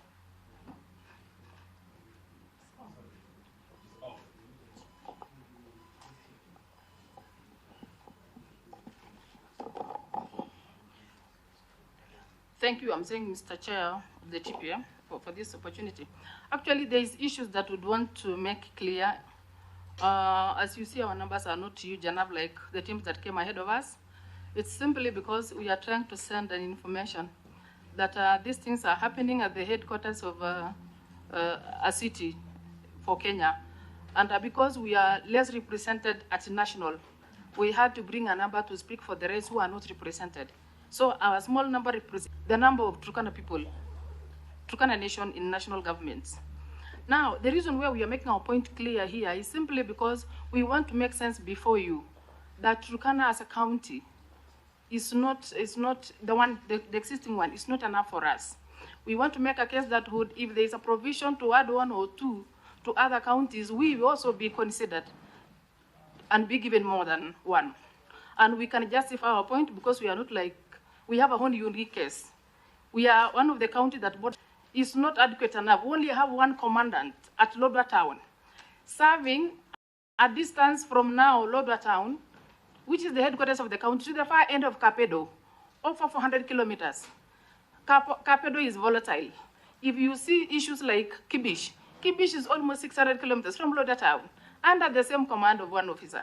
So, and sometimes this random insecurity affects entire Turkana. You can imagine who do you know, or people in Kainuk, or people in bordering Uganda, Loima. So at the end of the day, the officer is condemned, names are called on our officers, yet there is 1 man to make a decision that is supposed to be immediate and disastrous in nature in a small moment. So that is why if you get another additional headquarters that would get another county commandant and commissioner somewhere else, at least something will get closer to the people. Number 2, now responding to the point of cost of living. Of course, away from the prices that is being regulated, there is one typical case right now. We see you people mandamaring on ugali, unga. Let me tell you, the unga you talk of 200 here is the unga we get almost 400 in Lodwar town and vast part of Turkana County. So we wonder, the government regulates, but the government do not make sure they supervise the regulation they give. At our places of vastness of Turkana, where now the trader is the one to decide the price. So we are completely disadvantaged. But in a situation where we had areas developed closer to the people, we will have this market price a bit controlled compared to the monopoly that is there right now. Now, on the issue of bad cost of living, what prompts a better cost of living of a nation or of a community is the government investment in that area. From before devolution, we've had every project done by a national government in the name of flagship projects. Trust you me, there are several things that have occurred, announced by our national government half year, that is found in Turkana. There is oil in Turkana. There is water that is supposed to serve Kenya 70 years, all of us together, in Turkana. There is a lot of wind pipe now, wind power now in Turkana, solar in Turkana. But you find all these flagships are not benefiting the Turkana. And you dare ask us how we will improve our living standard when these things are done away from us, or even the ones that have been developed so far, they are not being quite beneficial to the people around there. So in as far as we are saying, we want a county. This is the reason why we need additional county and additional constituencies. We will have power to develop our own thing, and I hope the constitution amendment that is being now proposed will also have a situation where if a society or a community is disadvantaged, then that community should also have a provision within the law that allows them to do their own thing, especially if they have history of governments not having attended to their issues. So that is one reason when we need autonomy a bit in this matter of county. Number 3 on the other matter is state appointments. Since independence, we are professionals. If we give you the CVs here, genuine degrees, not the degrees of next to town like this was of River Road, genuine degrees, genuine masters and genuine PhDs. Trust you me, we are not anywhere. This appointment since independence, I can count on my fingers. Since independence, 1 PS, we can tell you, this is the second. The other government of Jubilee, only one, we had 1 PS, 1 minister, and we can tell you the names because we've never gotten beyond the first ones. Higher. SCEOs, no. Parastatal heads, no. Only have adequate, the other day being again, given his qualification, Now, if you look at the way we are being handled honestly, what happens when we miss national representation? When we miss these doctors not get a job at national, they crowd the county. A reason why we need another additional county. Our single county cannot handle the cases of all the professionals we have. Because we crowd, the positions. The highest position is the one of CC, chief officers, then next directors, period. Then what happens to the rest? We need additional, if that is the place that God has placed us in this Republic of Kenya to be employed, then give us more devolved units that can get our own professionals on board. The other question is about audit of 2022 presidential election. I don't know. I saw that, and I think let's treat it as a typing error. Technical typing error. Because yes, the position that we would want to make clear here, and we don't fear anything, is because we need to get things improved. If Kenyans have to get a reason to vote next time, please let's change something up here. Let's have that thing opened. Commissioners are the one who handled, and Kenyans feel like there is a raw deal that happened. How do you connect? How do you put it together? A Kenyan who is saying, this is not what I gave. And you are telling us, this is what you gave. Open the thing, we see who did what, who got what, so that peace prevail, because some of this... The thing here means what? The server. Okay, thank you. Kidogo, let me finish. But school, you are redoing the presentation. Can you keep it brief? Yeah, because you are now redoing the presentation and rebutting even some of the things that you have written in this presentation. Chair, thank you. Let me allow Peter to comment in 1 minute. Okay. Thanks, Chair. We had a question on why we needed the three counties and the resources to sustain them. Just for knowledge, we have Turkana North, and Turkana North has minerals. We have Turkana Central, which has the lake and which has also minerals, gold included. Turkana North and West have an aquifer, which will take the whole of Kenya 70 years plus. Turkana South has geothermal, it has minerals, and it has culture as well. Remember, we also have a resource of 56% of Turkana being youth. This is a population that, if given an opportunity, I'm sure it will propel Turkana to the highest. That is about just resources, not minding about the landmass. Looking at the Constitution of Kenya, Article 188, that is giving us the perimeters of getting a new county. Turkana North will have population of 300 plus, unlike many other counties that are existing today that have only 200 or something like that.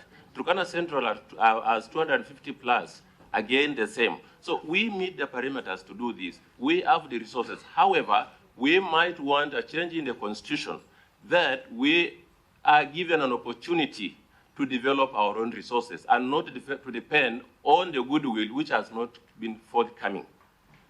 Okay? Very good. When you talk about taxes and we talk about cost of living, it is determined by livelihoods. Look at Turkana East and South, how their livestock and their resources have been depleted by insecurity. What good will come from there when all that they have has been depleted or has been taken away from them? This is why they would need a account of their own so that they are able effectively, within the confines of that law, to have the resources. Chair, for your information, the military in Kibish gets their fuel in Lokchogyo. Kibish is 500 kilometers from Lodwa, 200 and Lokchogyo is 220 from Lodwa. That is 720 kilometers from where they are. And they assign the same amount of fuel, for example, to the same military in maybe central Kenya. How many distances are those? These guys just spend all the fuel going and coming back. They have nothing to respond for. And then we start saying, oh, these guys are not responding. So we have to look at Turkana not just as Turkana. Turkana has 15 territorial clans, which you might not be knowing. And that's why we are putting them into three counties. Because of grazing, the nature of livelihood is pastoralism. And because of grazing, they graze within those confines. And every time they come together, because those in south or north have to cross, there's conflict. How about if the government then gives us the three counties and the constituencies, then the management within that will utilize resources within that than spreading thin and not being seen. And that's why we usually say we are coming to Kenya, because it's only in Kenya that people are represented. It's only in Kenya. But Turkana have never seen a CEO since 50 years, 60 years now. How they want to be inclusive or included in the matters of Kenya. I totally appreciate. Chairman, I give you the last word so that we can now say thank you. Basra, you want to say something? Yes, Chair. Yes. Thank you very much. Keep it very brief. Yeah. Thank you very much. I think we have been well represented, and the proposition and the position that has been put in this document and that has been put in the slide is the position of the General Turkana Professional Forum, which is more than 300 or is it 400 people? 400. Yes. So we will not change anything when we come here. That is one position. The second position is about the issue of security. As you all well aware, the national government is supposed to have a mandate on national security. And Turkana is surrounded by three different countries.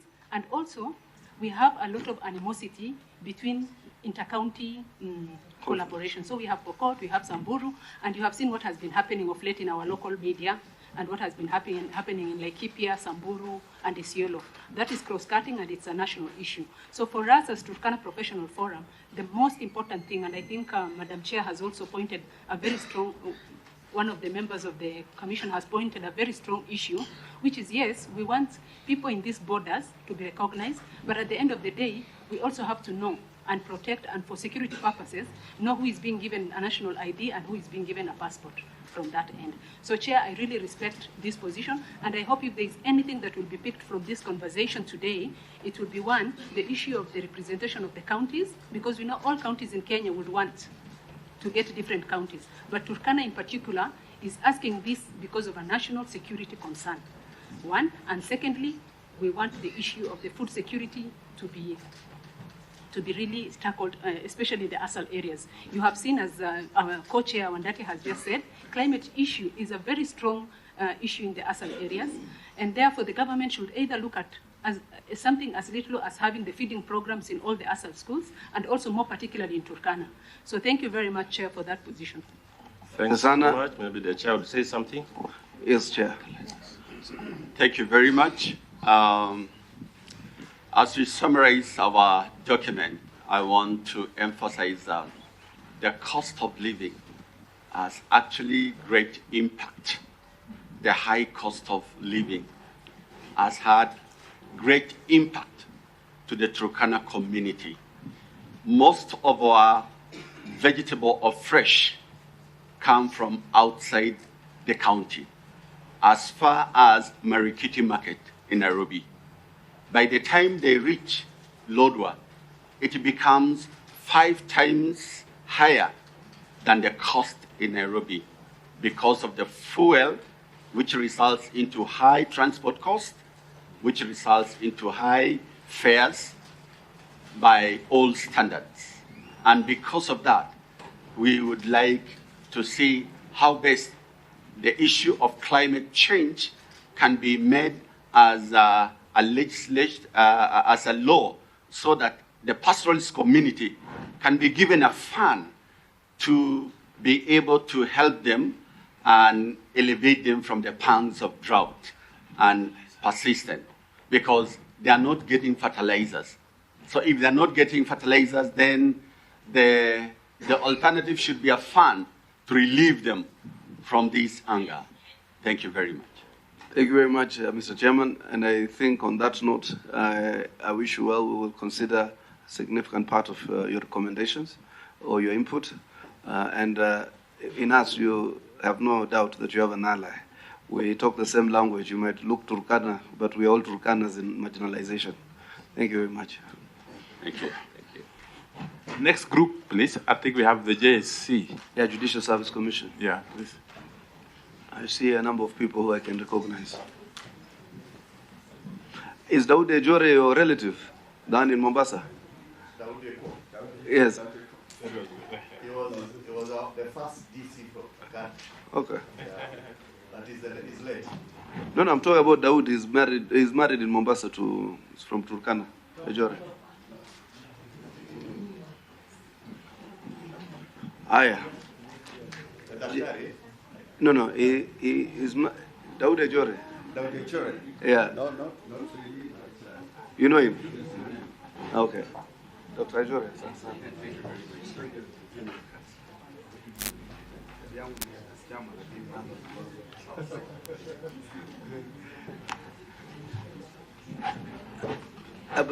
Welcome, JSC.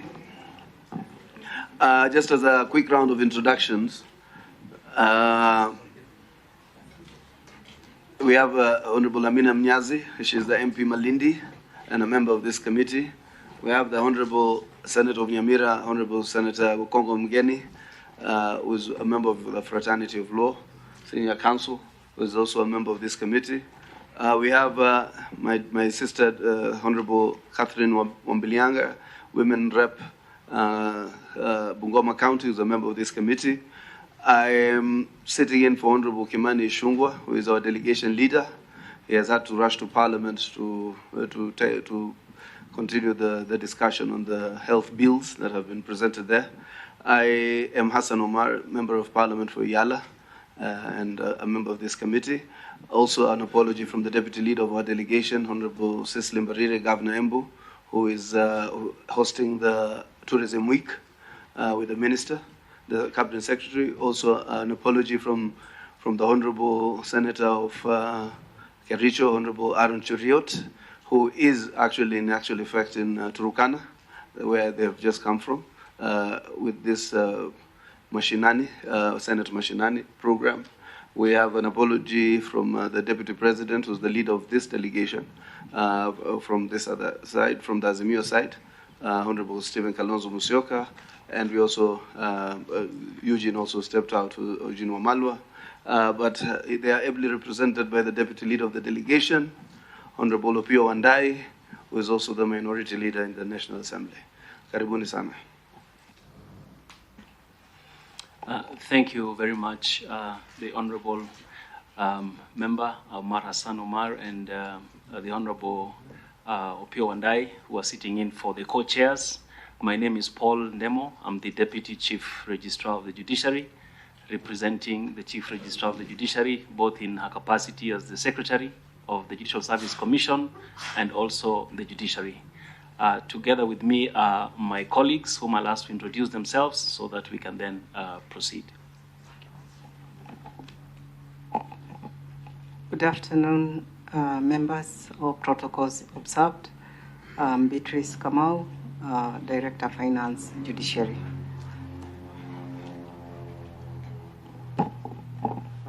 Good afternoon, members. My name is Martin Mashira, I'm the Director, Legal Services, Judicial Service Commission. Thank you.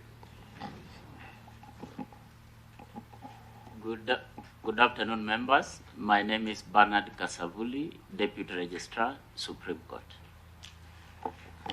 Good afternoon. My name is Sharon Mayuli. I'm a magistrate in the Office of the Chief Registrar. Thank you very much, Honorable Co-Chairs and members. With your permission, we could proceed with the presentation that we have. So we'll make a presentation. Have no more than 20 minutes. Yes, please try to work within that time frame. Thank you, Honorable Chair. We will strive to work within that time. So I will first begin with the memorandum from the Judicial Service Commission. The Judicial Service Commission is established under Article 171 of the Constitution, and the mandate of the JSC is to play an oversight role, really, over the judiciary as one of the three arms of government, and it's to ensure the promotion and facilitation of the independence and accountability of the judiciary. For purposes of this engagement this afternoon, we want to focus on 5 issues. The first one is about the judiciary budget and the judiciary fund. The judiciary fund is the only fund of an institution that is in the Constitution under Article 173. And the Commission's position is that without financial and operational independence, both the judiciary and the JSC are not in a proper place to provide the very much required oversight over the judiciary and even over the judiciary fund. And we are therefore recommending that the Constitution and the Judiciary Fund Act be amended to incorporate the Judicial Service Commission, because it is not, as one of the beneficiaries of the fund. The fund only talks about the judiciary and not the Judicial Service Commission. So the proposal and the recommendation, very kind recommendation to this committee, is that the Constitution be amended to include the JSC in the Judiciary Fund. On the issue of the budget, again relating to the judiciary and JSC, in order to ensure that the budget of the judiciary and the commission is shielded in accordance with the spirit of Article 173 that guaranteed the judiciary fund and to ensure that there's financial autonomy, we are proposing that the budget ought to be set at a specific percentage of the national budget. And our proposal is to have this at not less than 3.5% of the national budget. When you compare the budget that is allocated to the judiciary receives less than 1%. Actually, to be most precise, it is 0.6% of the national budget. And when you look at the span, the extent of the courts and the responsibility that we have, that is woefully inadequate.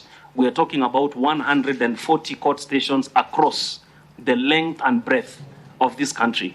And so when we ask for this figure, it is to get us at par and also to put us in a position where we are able to provide justice to the people. Talking about other outstanding matters, we have the issue of the position of the secretary to the Judicial Service Commission. As is currently established, the Chief Registrar of the Judiciary is the secretary of the commission, but and apart from that, the Chief Registrar is also the accounting officer of the judiciary. And so we are proposing, for purposes of promoting efficiency and avoiding the blurring of functions, to have those two positions separated, so that you have the secretary of the commission and the Chief Registrar being different positions. On another issue of courts of equal status with the High Court, we have the Employment and the Labor Relations Court, and we also have the Environment and Land Court. The judges that practice in those courts cannot practice in any other high court. And that is a matter that would require an amendment because there is a limitation because of jurisdictional challenges. And so the proposal that we make is that the specialized courts be made part of the High Court to allow the mobility of judges across the courts, or have the judges who are serving in those specialized courts allowed to move across the courts. Because as it is right now, it's only High Court judges that have got the jurisdiction to practice in the rather to adjudicate in the other divisions. But for the specialized courts, that is limited. On another issue of the qualification of judges of the superior courts, the law as it currently stands is that a High Court judge, Court of Appeal judge, you need to have 10 years experience as a superior court judge or a legal practitioner or a distinguished academic to be able to be appointed as a High Court judge. The same qualification applies to a Court of Appeal judge. And it is our proposal that there needs to be some stratification as to the number of years of experience from the High Court judge and courts of equal status right up to the Supreme Court. So our proposal is to have a High Court judge retained at the 10 years, that is the experience of 10 years as a legal practitioner or an academician. A Court of Appeal have that enhanced to 15 years, and then a Supreme Court judge have that enhanced to 20 years, so that there's a stratification and also a recognition of the different levels of jurisdiction. Turning to the issue of governance, we have the position of the Deputy Chief Justice. The Judicial Service Act designates the Chief Justice as the head of the judiciary. Section 5.3 of the Judicial Service Act provides the Deputy Head of the Judiciary and Vice President of the Supreme Court as the Deputy Chief Justice, and who is designated as being responsible to the Chief Justice in the exercise and functions of the duties of the office. It is noted that both the Constitution and the Act, they do not detail the functions of the Deputy Chief Justice. And it just leaves the discretion to the Chief Justice to determine what will be the role and the functions and the duties of the Deputy Chief Justice. And so it is our proposal that there needs to be a constitutional and a statutory amendment to introduce a detailed, detailing the specific functions of the Deputy Chief Justice akin to Article 147 of the Constitution, which gives specific duties of the Deputy President. Still on the Deputy Chief Justice, when acting as a Chief Justice, the law provides in Section 5.4 of the Judicial Service Act that in the event of the removal, the resignation, or the death of the Chief Justice, then the Deputy Chief Justice shall act as the Chief Justice for a period not exceeding 6 months, pending the appointment of another Chief Justice. But the Act does not make provision, again, for the scope or the extent of the duties of the Deputy Chief Justice. Now, this is very different from when you have the senior most judge of the Supreme Court.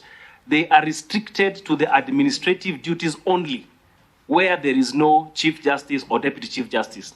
So we are proposing that there should be some constitutional and statutory amendments to specify the extent of the exercise of duties by the Deputy Chief Justice when acting as the Chief Justice. Still on the role of the Chief Justice, Deputy Chief Justice at JSC, Article 171(2) of the Constitution designates the Chief Justice as the chairperson of JSC.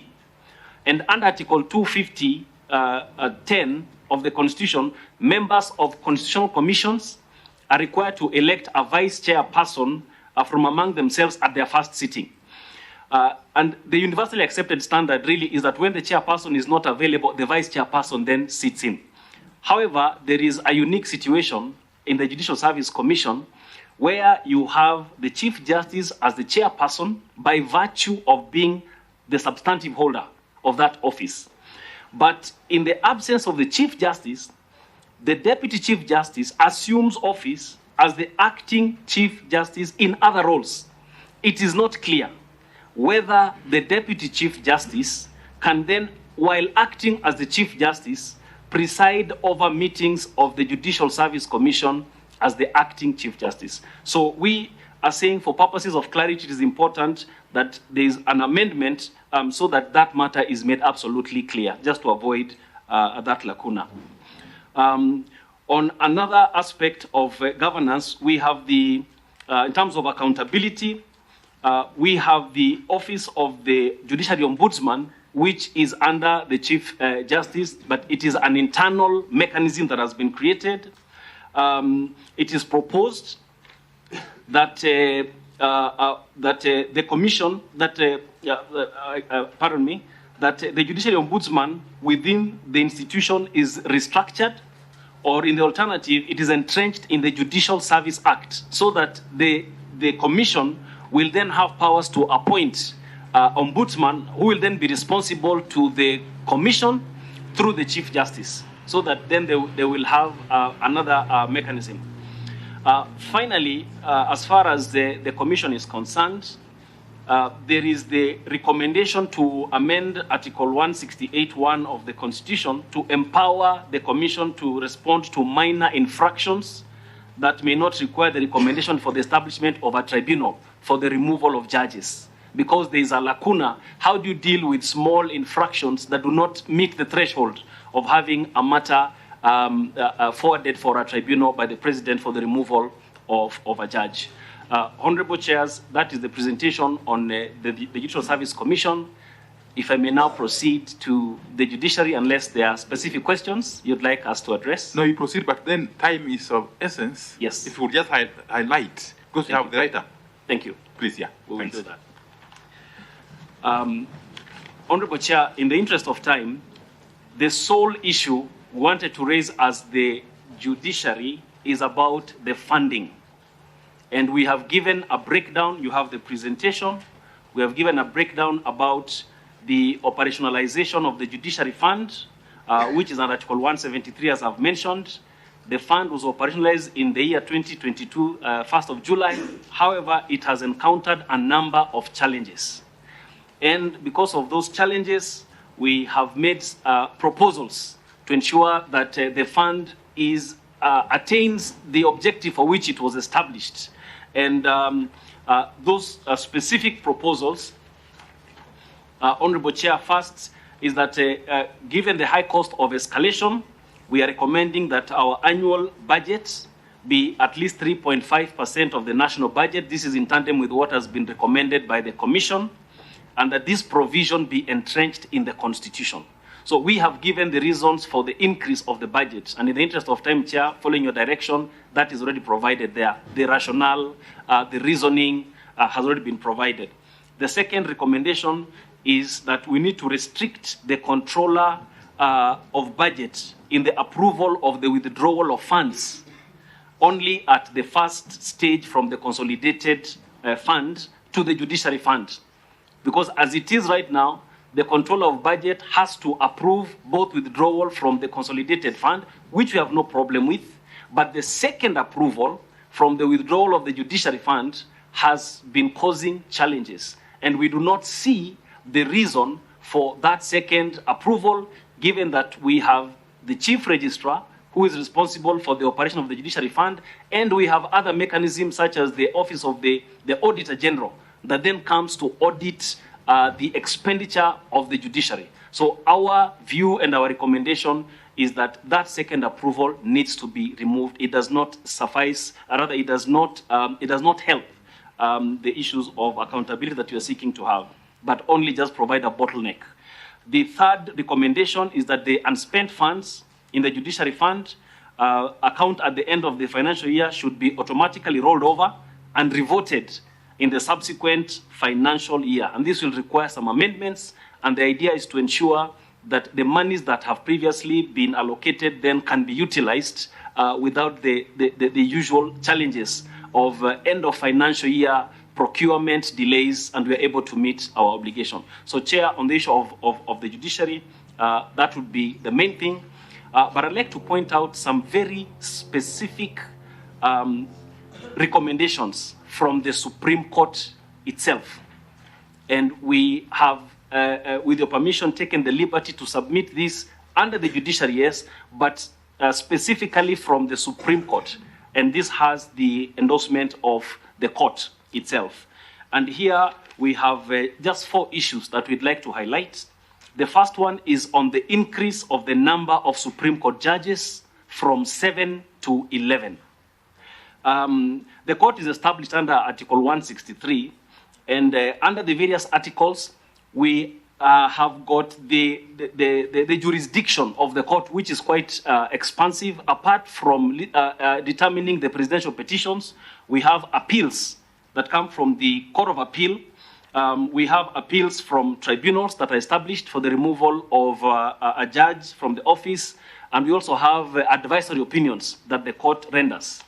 With the increase of the Court of Appeal judges now, we have more matters that are finding their way to the Supreme Court, and therefore there is a higher caseload in the Supreme Court. Remember, the quorum for the Supreme Court for the matters to proceed is 5 judges. Now, when we look at the court, which has got 7 members, we have got 2 of those members who sit in the Judicial Service Commission. We have the Chief Justice and 1 judge who represents the Supreme Court. So already you have 2 members who are out of the Supreme Court who are engaged in other duties in the Supreme Court. Of course, not to mention that sometimes judges may have to recuse themselves, or they may be indisposed and therefore unable to form the quorum. So the recommendation is that this number therefore be amended to make it 11, so that we do not have delay in matters that come before the Supreme Court. The second recommendation is for the extension of time. Timelines for the hearing and the disposal of presidential election petitions. There is very high expectation from Kenyans when it comes to the hearing and termination of presidential petitions, but we know it is a tall order. We all have witnessed the burden, and we know that 14 days, as is provided, is not quite adequate. And that is the reason why the court, in the 3 cycles, has given its verdict, but then reserved the reasoning. It's because the timeline cannot permit that time. And so the recommendation is to have the timeline moved from 14 days to 30 days, so that then the court can have adequate time. The third issue is on issues relating to discipline of Supreme Court judges. It is our position that the disciplining of Supreme Court judges should be handled by peers. When you look at the composition of the Judicial Service Commission, you have members, and you also have a judicial officer, magistrate, and others. And we feel that at the level of a Supreme Court judge, it is important to have peers who will handle disciplinary matters, so that it's given the gravity that it deserves and accepted also by the judges that would be the subject of the disciplinary process. The other recommendation there is therefore that we would have other retired judges considered to sit in the Judicial Service Commission to provide that. Finally, Chair, from benchmarks that we have held across the world on the Supreme Court, Supreme Courts have got their own separate existence.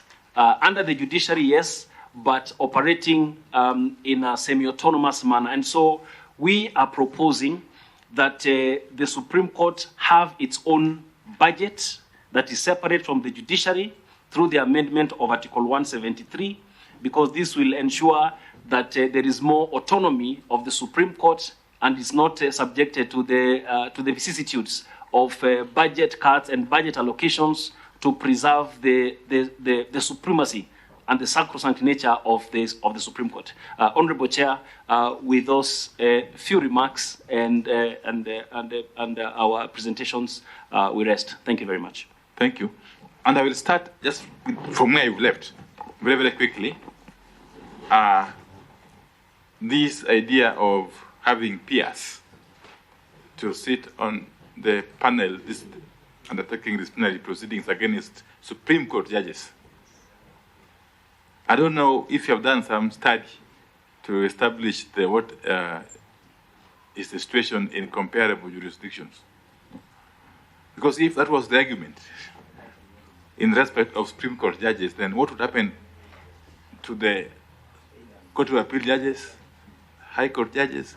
Because they're also subjected to the disciplinary process in JSC, which has got to magistrates, as you correctly put it. Okay?